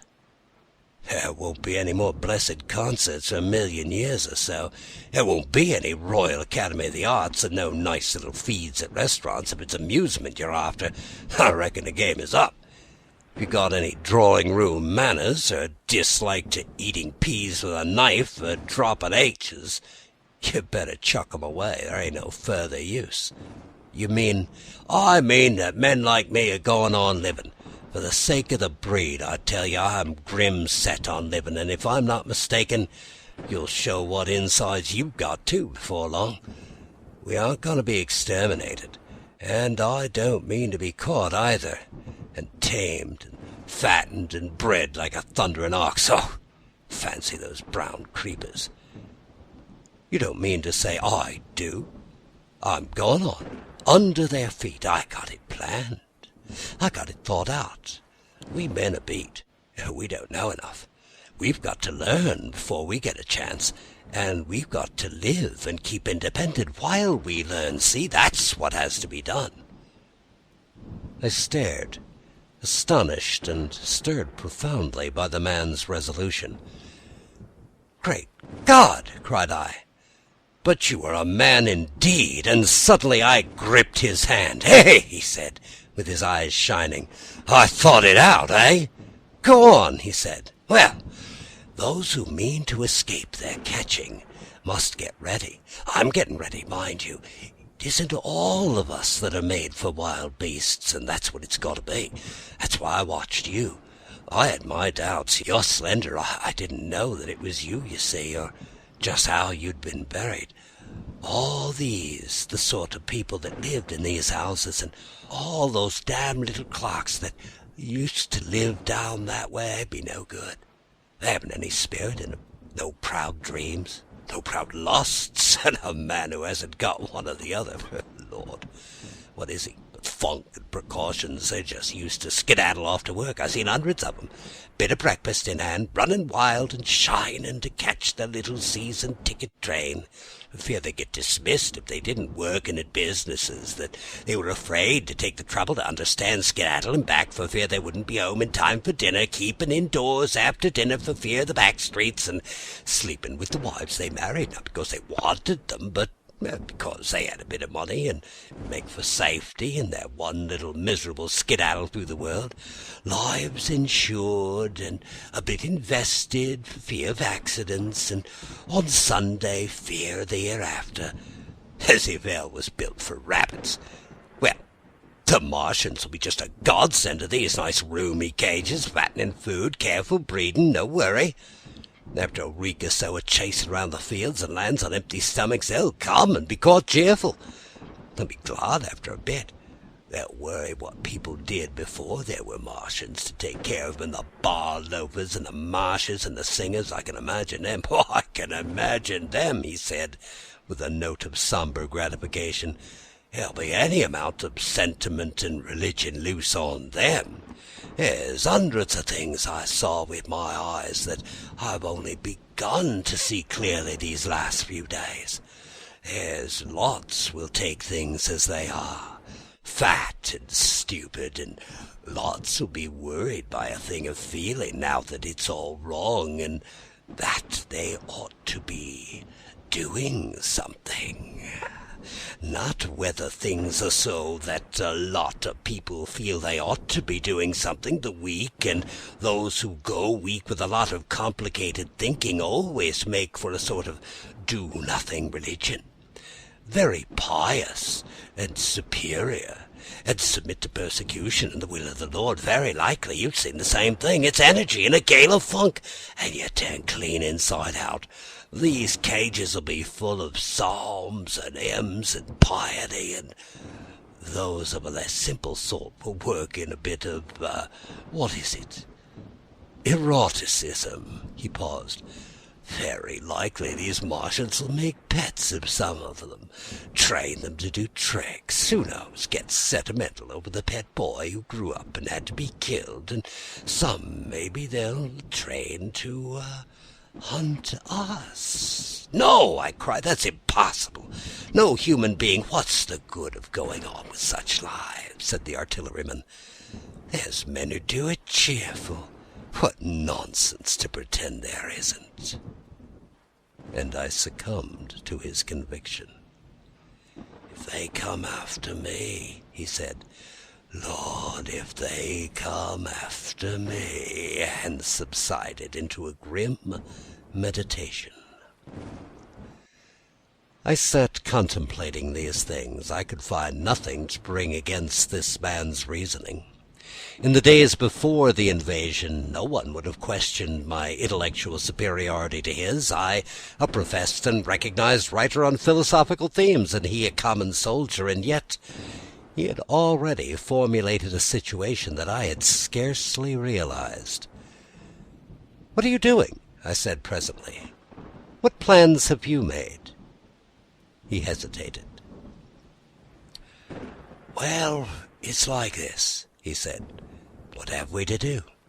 We have to invent a sort of life where men can live and breed and be sufficiently secure to bring children up. Yes, wait a bit, and it'll make it a little clearer what I think ought to be done.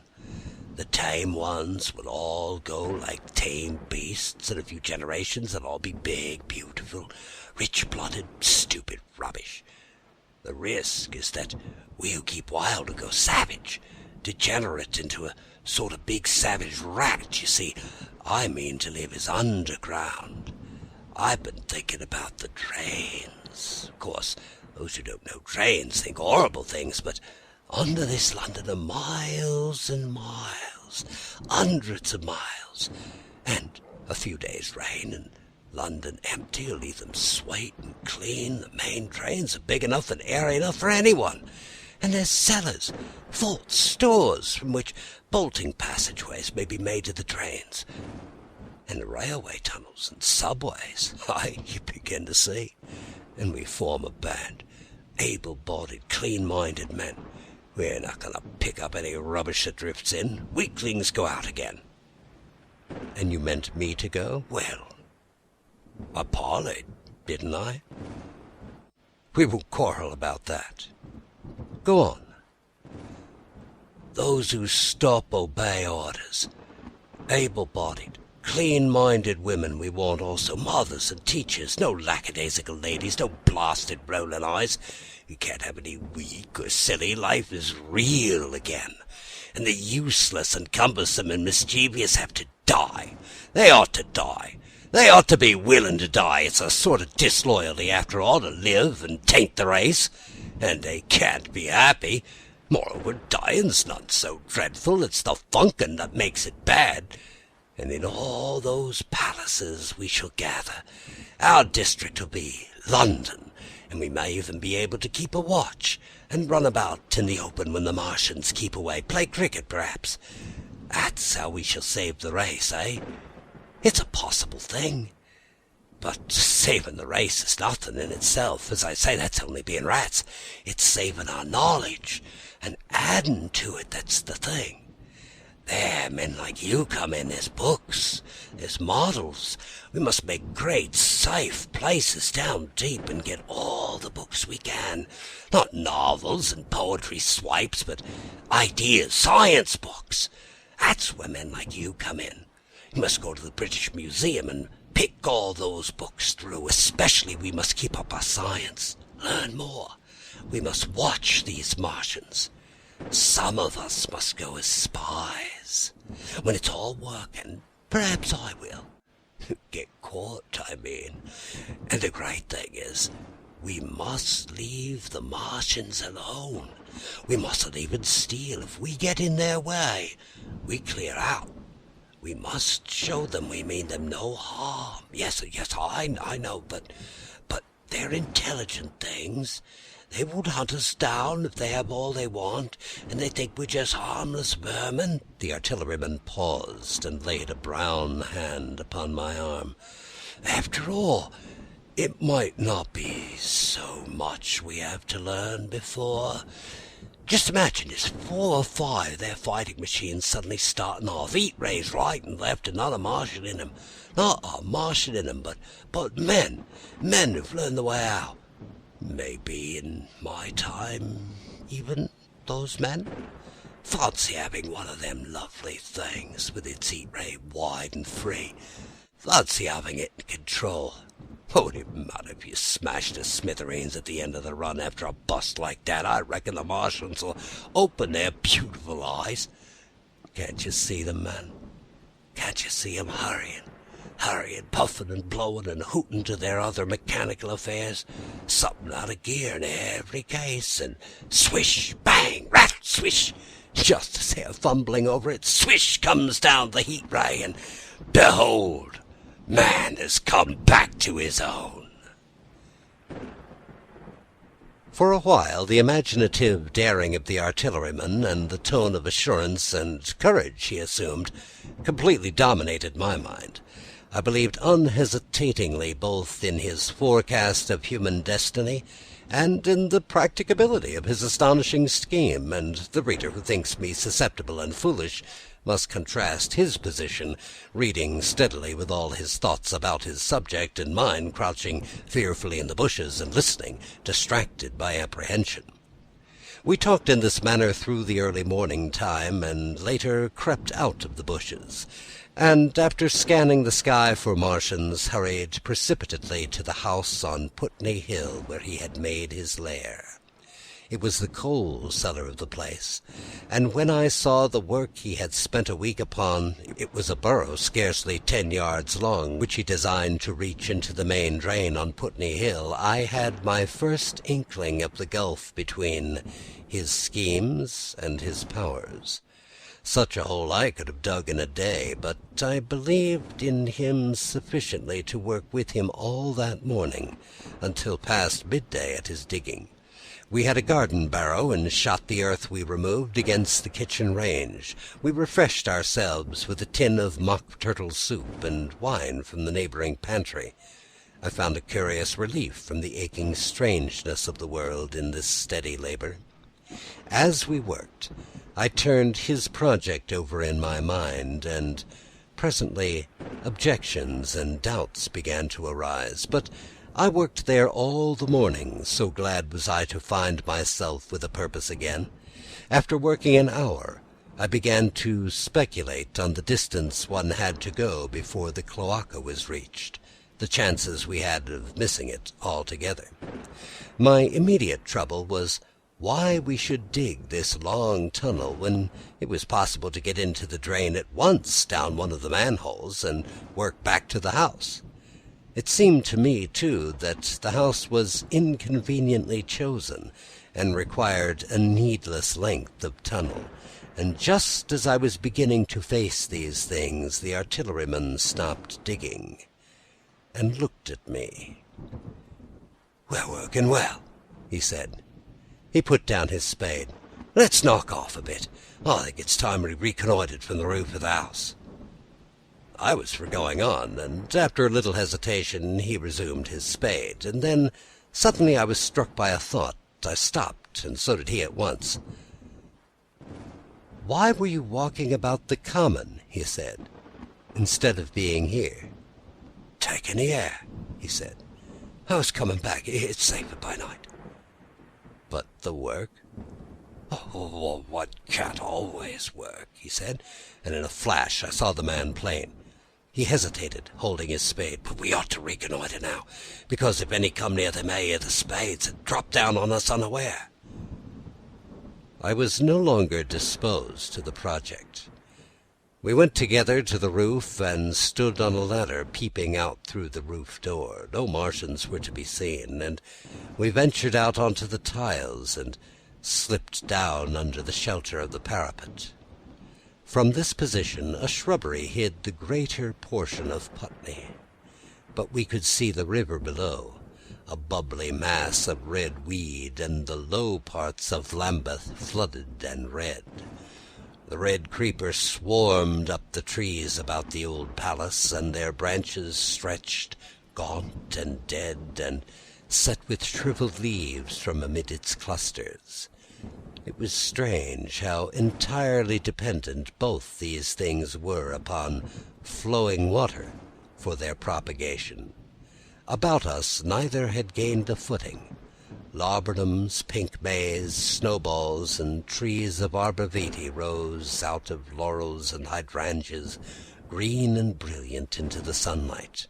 Beyond Kensington dense smoke was rising, and that and a blue haze hid the northward hills. The artilleryman began to tell me of the sort of people who still remained in London. "One night last week," he said, "some fools got the electric light in order, and there was all Regent Street and the circus ablaze, crowded with painted and ragged drunkards, men and women, dancing and shouting till dawn. The man who was there told me, and as the day came, they became aware of a fighting machine standing nearby the Langham, looking down at them. Heaven knows how long it had been there. It must have given some of them a nasty turn. He came right down the road toward them, and picked up nearly 100, too drunk or frightened to run away. Grotesque gleam of a time no history will ever fully describe. From that, in answer to my questions, he came round to his grandiose plans again. He grew enthusiastic. He talked so eloquently of the possibility of capturing a fighting machine that I more than half believed him again. But now that I was beginning to understand something of his quality, I could divine the stress he laid on doing nothing precipitously.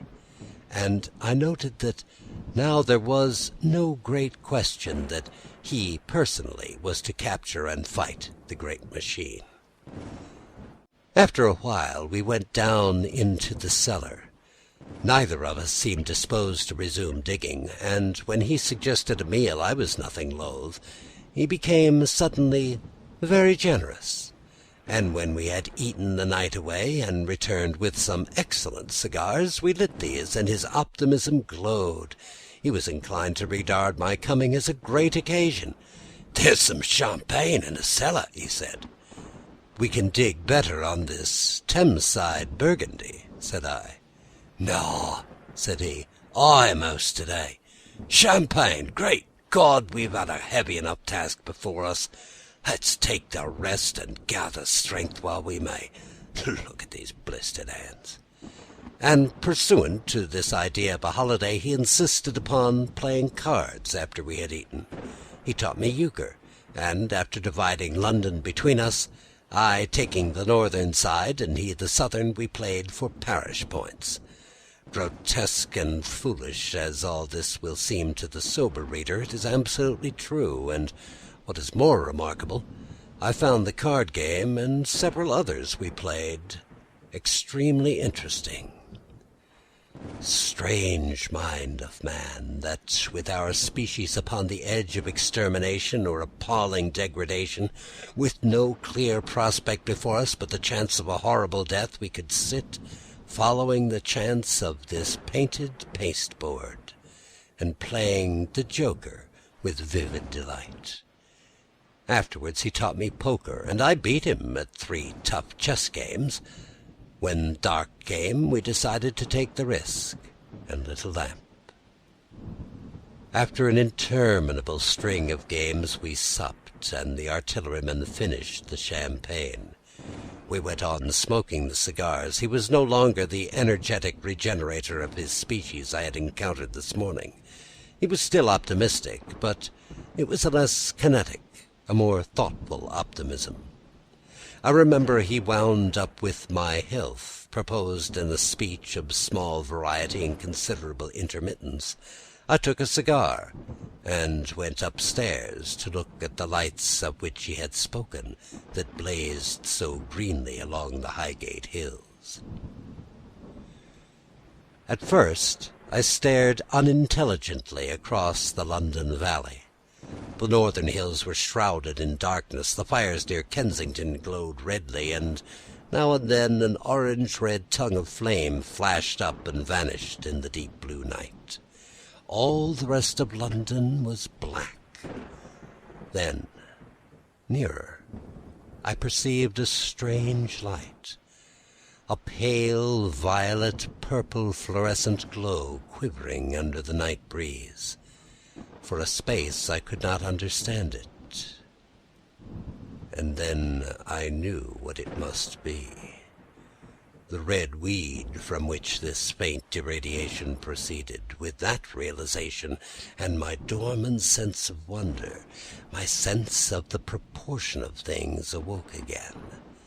I glanced from that to Mars, red and clear, glowing high in the west, and then gazed long and earnestly at the darkness of Hampstead and Highgate.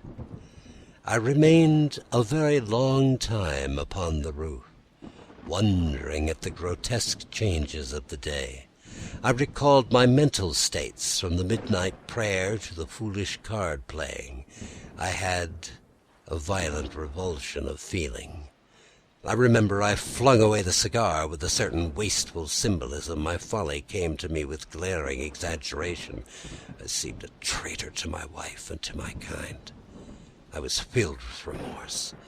I resolved to leave this strange, undisciplined dreamer of great things to his drink and gluttony, and to go on into London. There, it seemed to me, I had the best chance of learning what the Martians and my fellow men were doing. I was still upon the roof when the late moon rose. End of Chapter 7, Book 2 of War of the Worlds by H.G.Wells. War of the Worlds by H.G.Wells. Book 2, Chapter 8. Dead London. After I had parted from the artillerymen, I went down the hill, and by the High Street across the bridge to Fulham. The red weed was tumultuous at that time, and nearly choked the bridge roadway, but its fronds were already whitened in patches by the spreading disease that presently removed it so swiftly. At the corner of the lane that runs to Putney Bridge Station, I found a man lying. He was as black as a sweep with the black dust, alive, but helplessly and speechlessly drunk. I could get nothing from him but curses and furious lunges at my head. I think I should have stayed by him, but for the brutal expression of his face. There was black dust along the roadway from the bridge onwards, and it grew thicker in Fulham. The streets were horribly quiet. I got food, sour, hard, and mouldy, but quite eatable, in a baker's shop here. Some way towards Walham Green the streets became clear of powder, and I passed a white terrace of houses on fire. The noise of the burning was an absolute relief. Going on towards Brompton, the streets were quiet again. Here I came once more upon the black powder in the streets, and upon dead bodies. I saw altogether about a dozen in the length of the Fulham road. They had been dead many days, so that I hurried quickly past them. The black powder covered them over and softened their outlines. One or two had been disturbed by dogs. Where there was no black powder it was curiously like a Sunday in the city, with the closed shops, the houses locked up and the blinds drawn, the desertion, and the stillness. In some places plunderers had been at work, but rarely at other than the provision and wine shops. A jeweller's window had been broken open in one place, but apparently the thief had been disturbed, and a number of gold chains and a watch lay scattered on the pavement. I did not trouble to touch them. Farther on was a tattered woman in a heap on a doorstep. The hand that hung over her knee was gashed and bled down her rusty brown dress, and a smashed magnum of champagne formed a pool across the pavement. She seemed asleep, but she was dead. The farther I penetrated into London, the profounder grew the stillness. But it was not so much the stillness of death. It was the stillness of suspense, of expectation. At any time the destruction that had already singed the northwestern borders of the metropolis, and had annihilated Ealing and Kilburn, might strike among these houses and leave them smoking ruins. It was a city condemned and derelict. In South Kensington the streets were clear of dead and of black powder. It was near South Kensington that I first heard the howling. It crept almost imperceptibly upon my senses. It was a sobbing alternation of two notes, "Oola, oola, oola, oola," keeping on perpetually. When I passed streets that ran northward it grew in volume, and houses and buildings seemed to deaden and cut it off again. It came in a full tide down Exhibition Road. I stopped, staring towards Kensington Gardens, wondering at this strange remote wailing. It was as if that mighty desert of houses had found a voice for its fear and solitude. "Oola, oola, oola, oola," wailed that superhuman note, great waves of sound sweeping down the broad sunlit roadway, between the tall buildings on each side. I turned northwards, marvelling, towards the iron gates of Hyde Park. I had half a mind to break into the Natural History Museum and find my way up to the summits of the towers, in order to see across the park. But I decided to keep to the ground, where quick hiding was possible, and so went on up the Exhibition Road.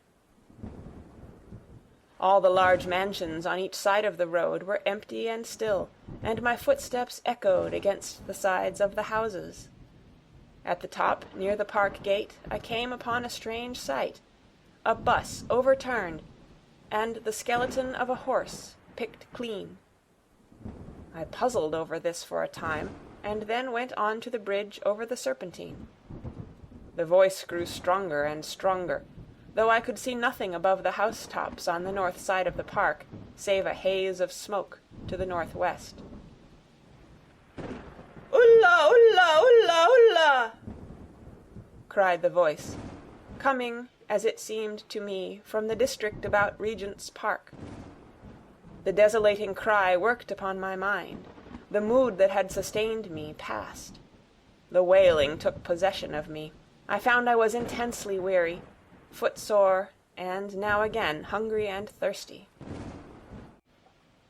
It was already past noon. Why was I wandering alone in this city of the dead? Why was I alone when all London was lying in state, and in its black shroud? I felt intolerably lonely. My mind ran on old friends that I had forgotten for years. I thought of the poisons in the chemists' shops, of the liquors the wine merchants stored. I recalled the 2 sodden creatures of despair, who, so far as I knew, shared the city with myself. I came into Oxford Street by the Marble Arch, and here again were black powder and several bodies, and an evil, ominous smell from the gratings of the cellars of some of the houses. I grew very thirsty after the heat of my long walk. With infinite trouble I managed to break into a public house and get food and drink. I was weary after eating, and went into the parlour behind the bar and slept on a black horsehair sofa I found there. I awoke to find that dismal howling still in my ears. "Ulla, ulla, ulla, ulla!" It was now dusk, and after I had routed out some biscuits and a cheese in the bar — there was a meat safe, but it contained nothing but maggots — I wandered on through the silent residential squares to Baker Street. Portman Square is the only one I can name, and so came out at last upon Regent's Park. And as I emerged from the top of Baker Street, I saw far away over the trees in the clearness of the sunset the hood of the Martian giant from which this howling proceeded.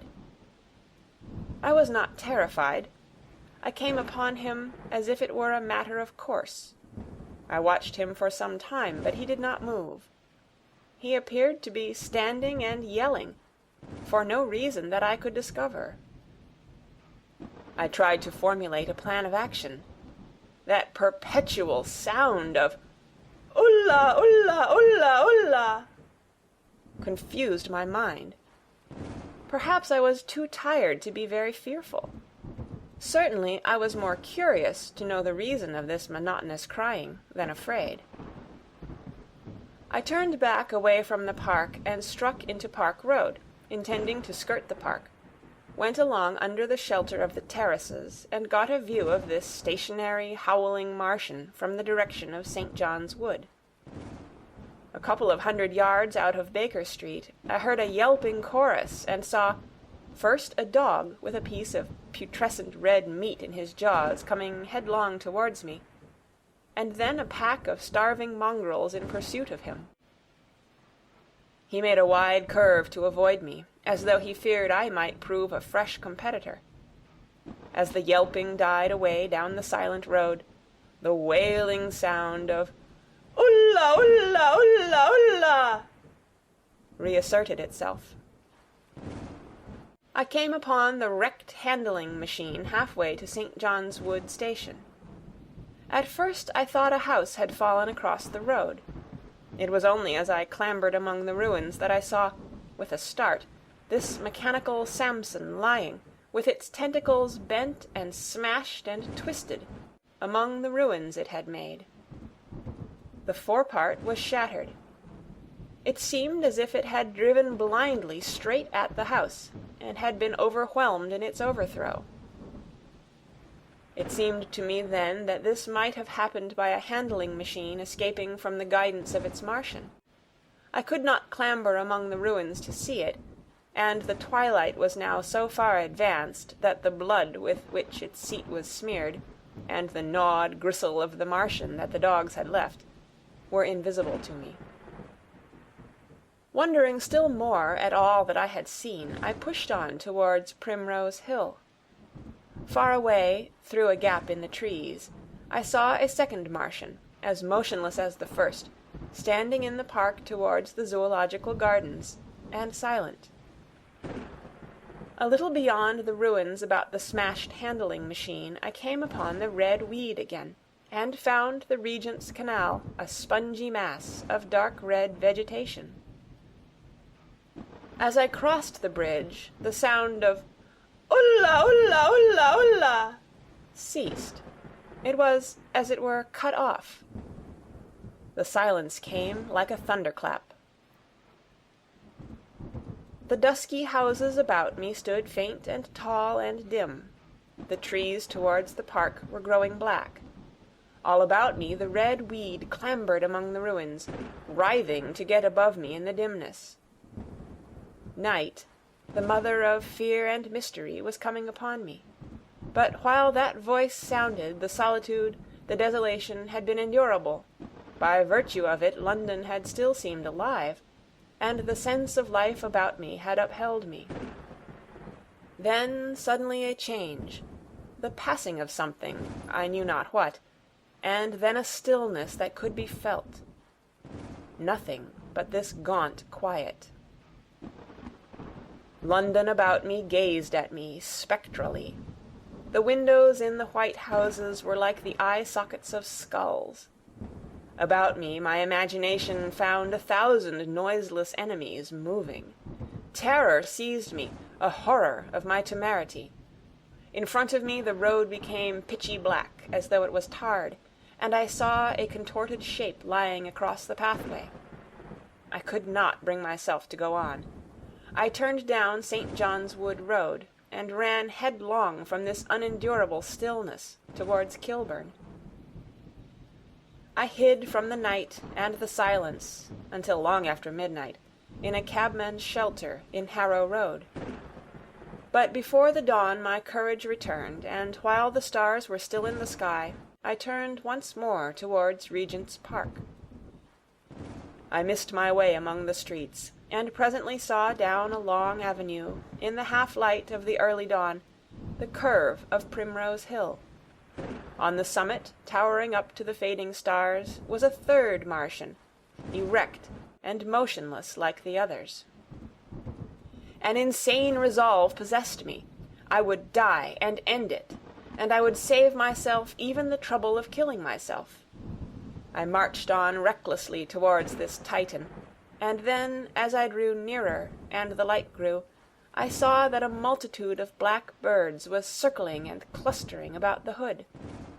At that my heart gave a bound, and I began running along the road. I hurried through the red weed that choked St. Edmund's Terrace. I waded breast-high across a torrent of water that was rushing down from the waterworks towards the Albert Road, and emerged upon the grass before the rising of the sun. Great mounds had been heaped about the crest of the hill, making a huge redoubt of it. It was the final and largest place the Martians had made. And from behind these heaps there rose a thin smoke against the sky.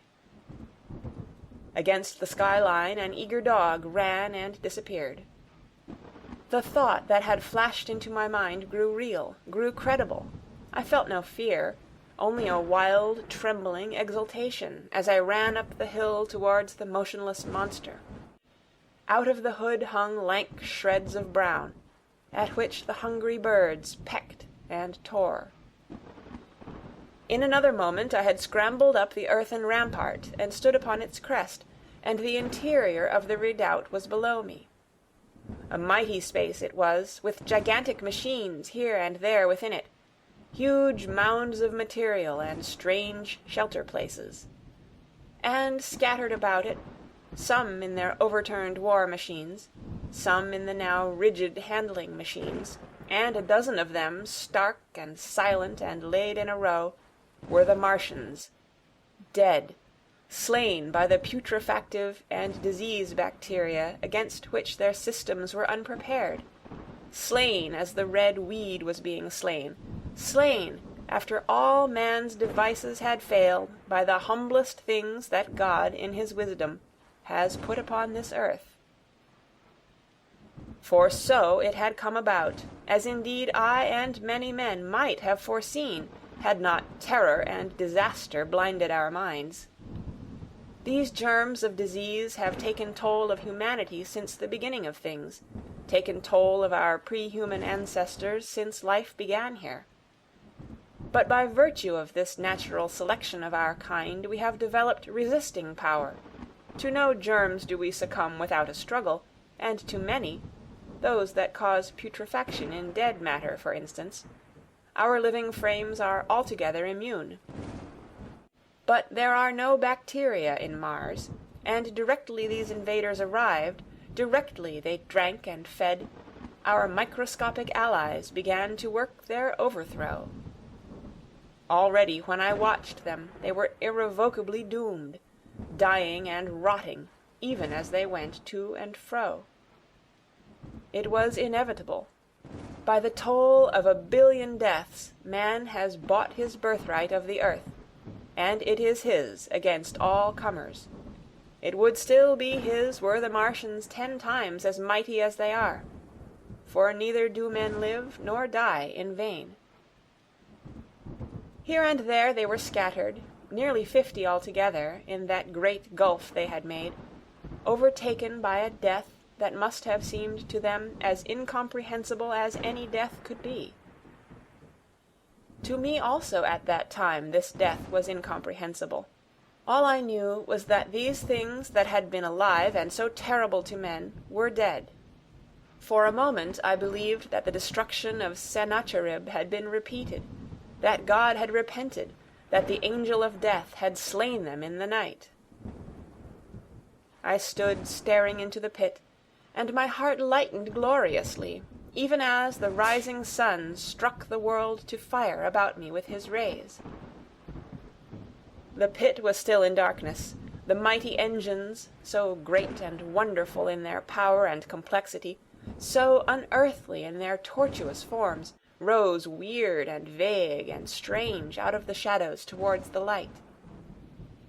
A multitude of dogs, I could hear, fought over the bodies that lay darkly in the depth of the pit far below me. Across the pit, on its farther lip, flat and vast and strange, lay the great flying machine with which they had been experimenting upon our denser atmosphere when decay and death arrested them. Death had come not a day too soon. At the sound of a cawing overhead I looked up at the huge fighting machine that would fight no more forever, at the tattered red shreds of flesh that dripped down upon the overturned seats on the summit of Primrose Hill.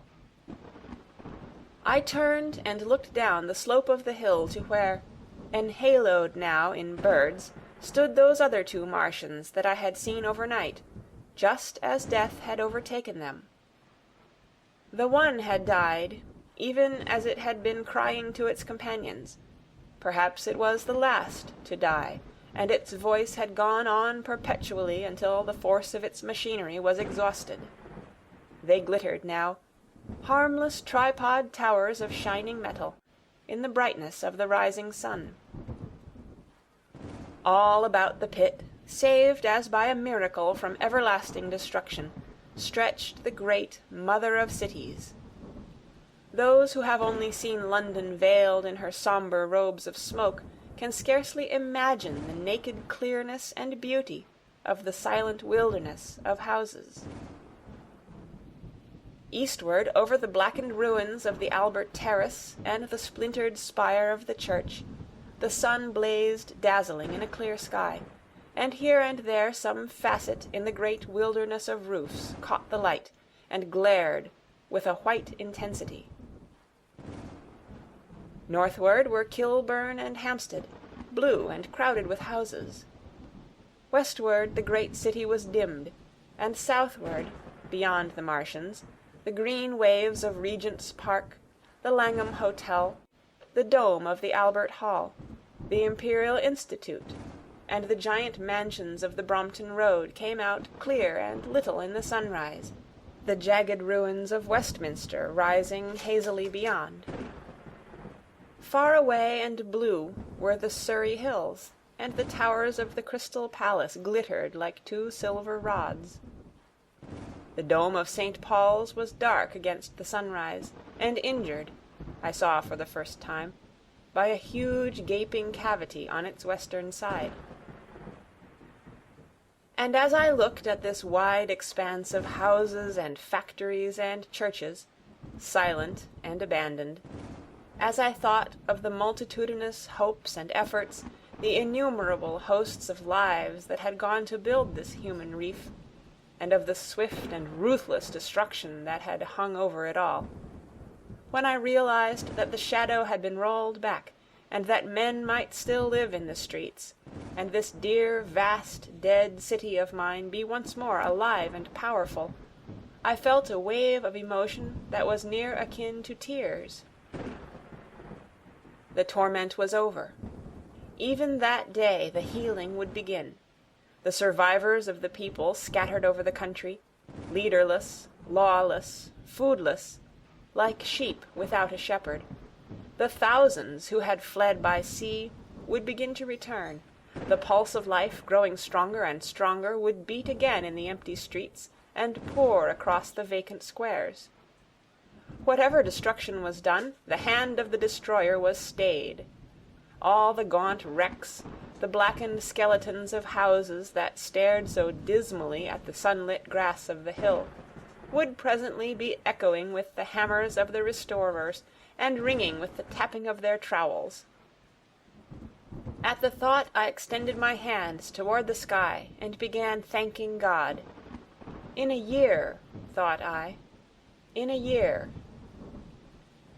With overwhelming force came the thought of myself, of my wife, and the old life of hope and tender helpfulness that had ceased forever. End of Book 2, Chapter 8.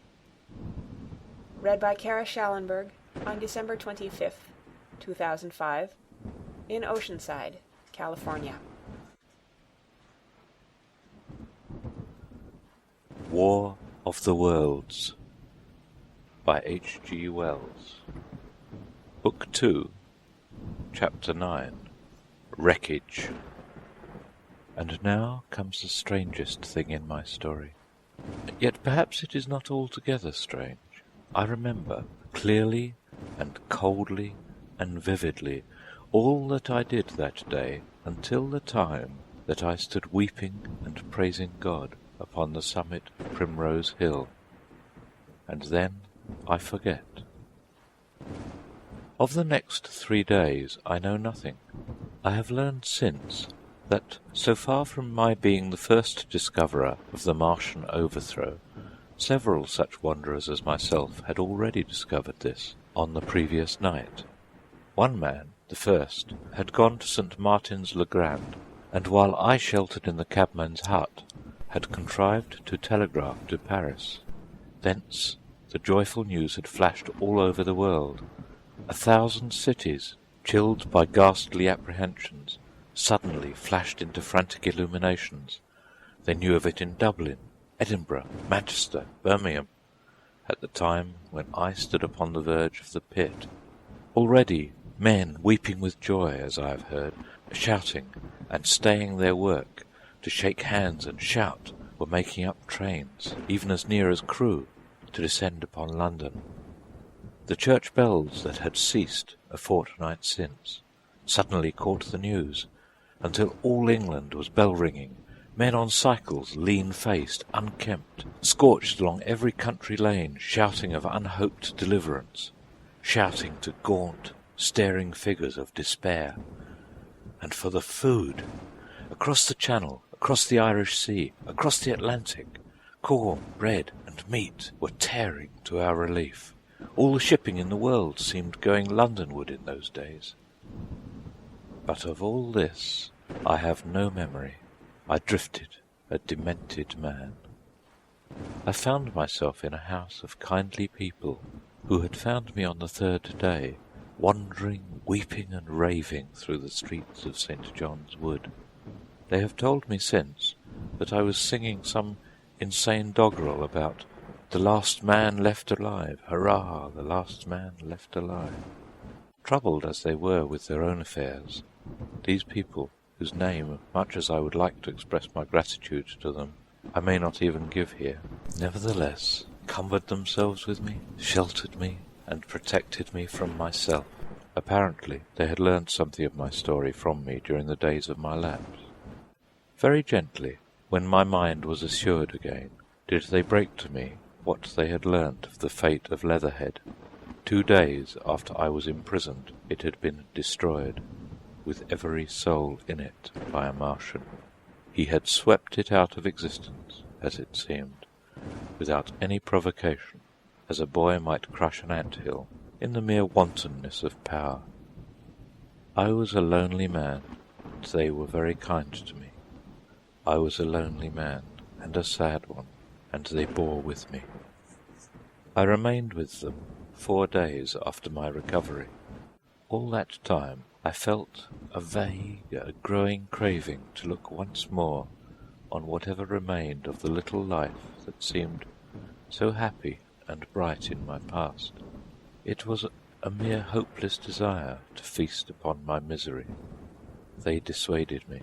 They did all that they could to divert me from this morbidity. But at last I could resist the impulse no longer, and promising faithfully to return to them, and parting, as I will confess, from these 4-day friends with tears, I went out again into the streets that had lately been so dark and strange and empty. Already they were busy with returning people. In places, even, there were shops open, and I saw a drinking fountain running water. I remember how mockingly bright the day seemed as I went back on my melancholy pilgrimage to the little house at Woking, how busy the streets, and vivid the moving life about me.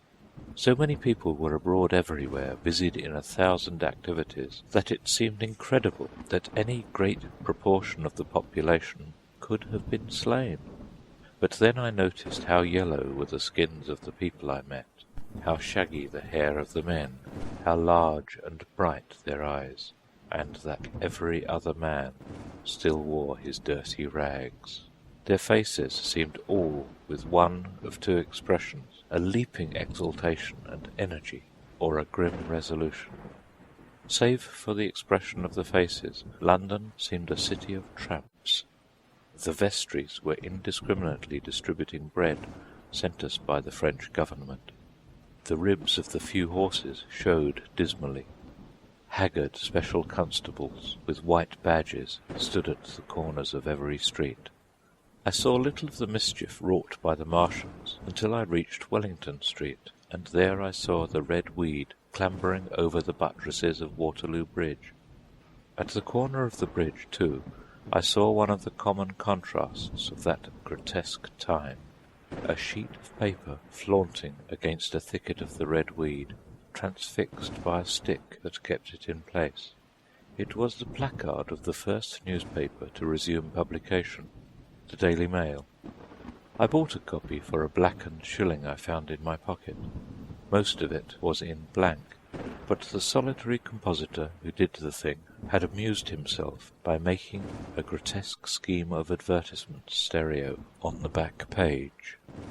The matter he printed was emotional. The news organization had not as yet found its way back.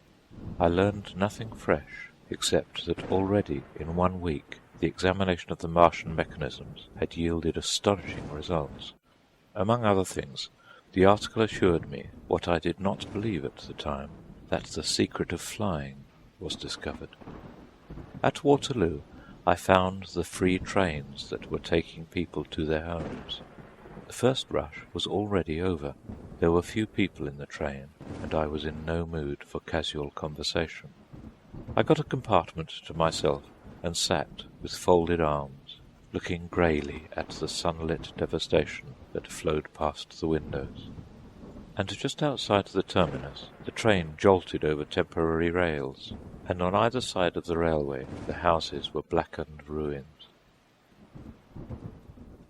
To Clapham Junction the face of London was grimy with powder of the black smoke, in spite of 2 days of thunderstorms and rain, and at Clapham Junction the line had been wrecked again. There were hundreds of out-of-work clerks and shopmen working side by side with the customary navvies, and we were jolted over a hasty relaying. All down the line from there The aspect of the country was gaunt and unfamiliar. Wimbledon particularly had suffered. Walton, by virtue of its unburned pine woods, seemed the least hurt of any place along the line. The Wandle, the Mole, every little stream was a heaped mass of red weed, in appearance, between butcher's meat and pickled cabbage. The Surrey pine woods were too dry, however, for the festoons of the red climber. Beyond Wimbledon, within sight of the line, in certain nursery grounds, were the heaped masses of earth about the 6th cylinder. A number of people were standing about it, and some sappers were busy in the midst of it. Over it flaunted a Union Jack, flapping cheerfully in the morning breeze. The nursery grounds were everywhere crimson with the weed, a wide expanse of livid colour, cut with purple shadows, and very painful to the eye. One's gaze went with infinite relief from the scorched greys and sullen reds of the foreground to the blue-green softness of the eastward hills. The line on the London side of Woking Station was still undergoing repair, so I descended at Byfleet Station and took the road to Maybury, past the place where I and the artilleryman had talked to the hussars, and on by the spot where the Martian had appeared to me in the thunderstorm. Here, moved by curiosity, I turned aside to find, among a tangle of red fronds, the warped and broken dog-cart, with the whitened bones of the horse scattered and gnawed. For a time I stood regarding these vestiges. Then I returned through the pinewood, neck-high with red weed here and there, to find the landlord of the Spotted Dog had already found burial, and so came home past the College Arms. A man standing at an open cottage door greeted me by name as I passed. I looked at my house with a quick flash of hope that faded immediately. The door had been forced. It was unfast, and was opening slowly as I approached. It slammed again. The curtains of my study fluttered out of the open window from which I and the artilleryman had watched the dawn. No one had closed it since. The smashed bushes were just as I had left them nearly 4 weeks ago. I stumbled into the hall, and the house felt empty. The stair carpet was ruffled and discoloured where I had crouched, soaked to the skin from the thunderstorm the night of the catastrophe. Our muddy footsteps, I saw, still went up the stairs. I followed them to my study, and found, lying on my writing-table still, with the selenite paperweight upon it, the sheet of work I had left on the afternoon of the opening of the cylinder. For a space I stood reading over my abandoned arguments. It was a paper on the probable development of moral ideas with the development of the civilizing process, and the last sentence was the opening of a prophecy. In about 200 years, I had written, we may expect... The sentence ended abruptly. I remembered my inability to fix my mind that morning, scarcely a month gone by, and how I had broken off to get my daily chronicle from the newsboy. I remembered how I went down to the garden gate as he came along, and how I had listened to his odd story of men from Mars. I came down and went into the dining room.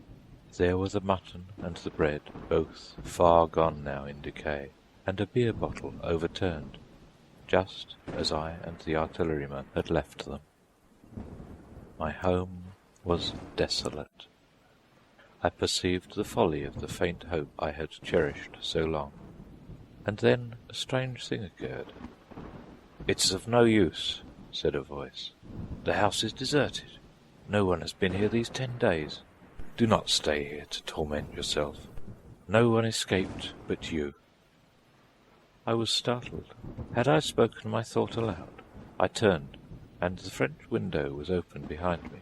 I made a step to it and stood looking out, and there, amazed and afraid, even as I stood amazed and afraid, were my cousin and my wife, white and tearless. She gave a faint cry. "I came," she said, I knew. She put her hand to her throat, swayed. I made a step forward and caught her in my arms. End of Book 2, Chapter 9. The War of the Worlds by H.G.Wells. Book 2, Chapter 10. The Epilogue. I cannot but regret, now that I'm concluding my story, how little I am able to contribute to the discussion of the many debatable questions which are still unsettled. In one respect, I shall certainly provoke criticism. My particular province is speculative philosophy. My knowledge of competitive physiology is confined to a book or two, but it seems to me that Carver's suggestions as to the reason of the rapid death of the Martians is so probable as to be regarded almost as proven conclusion. I have assumed that in the body of my narrative. At any rate, in all the bodies of the Martians that were examined after the war, no bacteria except those already known as terrestrial species were found. That they did not bury any of their dead, and the reckless slaughter they perpetrated, point also to an entire ignorance of the putrefactive process. But probable as this seems, it is by no means a proven conclusion. Neither is the composition of the black smoke known, which the Martians used with such deadly effect, and the generator of the heat ray remains a puzzle. Terrible disasters at the Ealing and South Kensington laboratories have disinclined analysts for further investigations upon the latter. Spectrum analysis of the black powder points unmistakably to the presence of an unknown element, with a brilliant group of the 3 lines in the green, and it is possible that it combines with argon to form a compound which acts at once with deadly effect upon some constituent in the blood. But such unproven speculations will scarcely be of interest to the general reader to whom this story is addressed. None of the brown scum that drifted down the Thames after the destruction of Shepperton was examined at that time, and no one is forthcoming. The results of an anatomical examination of the Martians, so far as the prowling dogs had left such an examination possible, I have already given. But everyone is familiar with the magnificent and almost complete specimen in spirits at the Natural History Museum, and the countless drawings that have been made from it. And beyond that, the interest of their physiology and structure is purely scientific. A question of graver and universal interest is the possibility of another attack from the Martians. I do not think that nearly enough attention is being given to this aspect of the matter. At present the planet Mars is in conjunction, but with every return to opposition, I for one anticipate a renewal of their adventure. In any case, we should be prepared.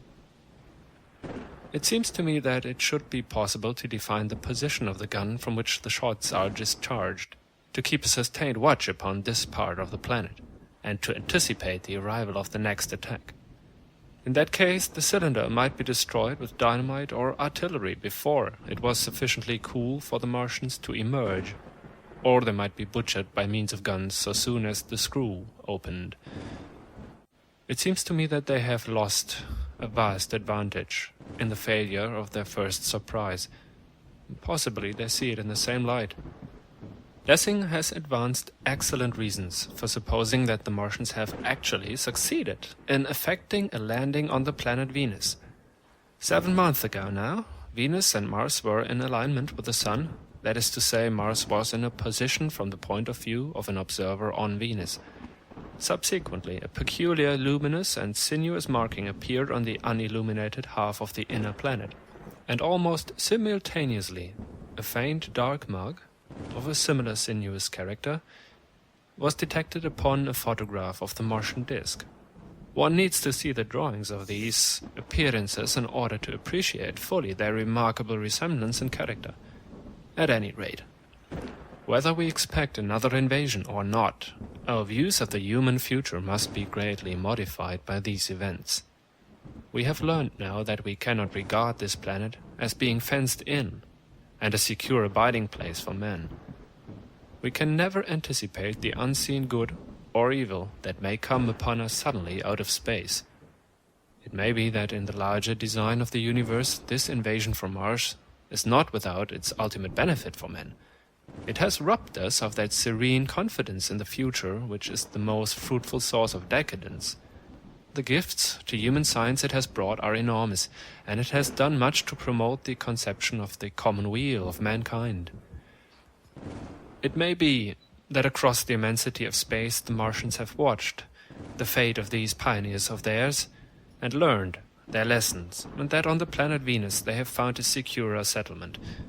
Be that as it may, for many years yet there will certainly be no relaxation of the eager scrutiny of the Martian disk, and those fiery darts of the sky, the shooting stars, will bring with them as they fall an unavoidable apprehension to all the sons of men. The broadening of men's views that has resulted can scarcely be exaggerated. Before the cylinder fell, there was a general persuasion that through all the deep of space no life exists beyond the petty surface of our minisphere. Now we see further. If the Martians can reach Venus, there is no reason to suppose that the thing is impossible for men. And when the slow cooling of the sun makes this earth uninhabitable, as at last it must do, it may be that the thread of life that has begun here will have streamed out and caught our sister planet within its toils. Dim and wonderful is the vision I have conjured up in my mind of life spreading slowly from this little seedbed of the solar system throughout the inanimate vastness of sidereal space. But that is a remote dream. It may be, on the other hand, that the destruction of the Martians is only a reprieve. To them, and not to us, perhaps, is the future ordained. I must confess, the stress and danger of the time have left an abiding sense of doubt and insecurity in my mind. I sit in my study, writing by lamplight, and suddenly I see again a healing valley below set with writhing flames, and feel the house behind and about me empty and desolate. I go out into the Byfleet Road, and vehicles pass me, a butcher boy in a cart, a cab full of visitors, a workman on a bicycle, children going to school, and suddenly they become vague and unreal, and I hurry again with the artillerymen through the hot, brooding silence. Of a night I see the black powder darkening the silent streets, and the contorted bodies shrouded in that layer. They rise up upon me, tattered and dog-bitten. They gibber and grow fiercer, paler, uglier, mad distortions of humanity at last, and I wake, cold and wretched in the darkness of the night. I go to London and see the busy multitudes in Fleet Street and the Strand, and it comes across my mind that they are but the ghosts of the past, haunting the streets that I have seen silent and wretched, going to and fro, phantasms in a dead city, the mockery of life in a galvanized body. And strange, too, it is to stand on Primrose Hill, as I did but a day before writing this last chapter, to see the great province of houses, dim and blue through the haze of the smoke and mist, vanishing at last into the vague lower sky, to see the people walking to and fro among the flower beds on the hill, to see the sightseers about the Martian machine that stands there still, to hear the tumult of playing children, and to recall the time when I saw it all bright and clear-cut, hard and silent under the dawn of that last great day. And strangest of it all is to hold my wife's hand again, and to think that I have counted her, and that she has counted me, among the dead. End of Chapter 10. End of War of the Worlds by H.G.Wells. Thanks for joining us. Don't forget to like, share, and subscribe for more captivating videos.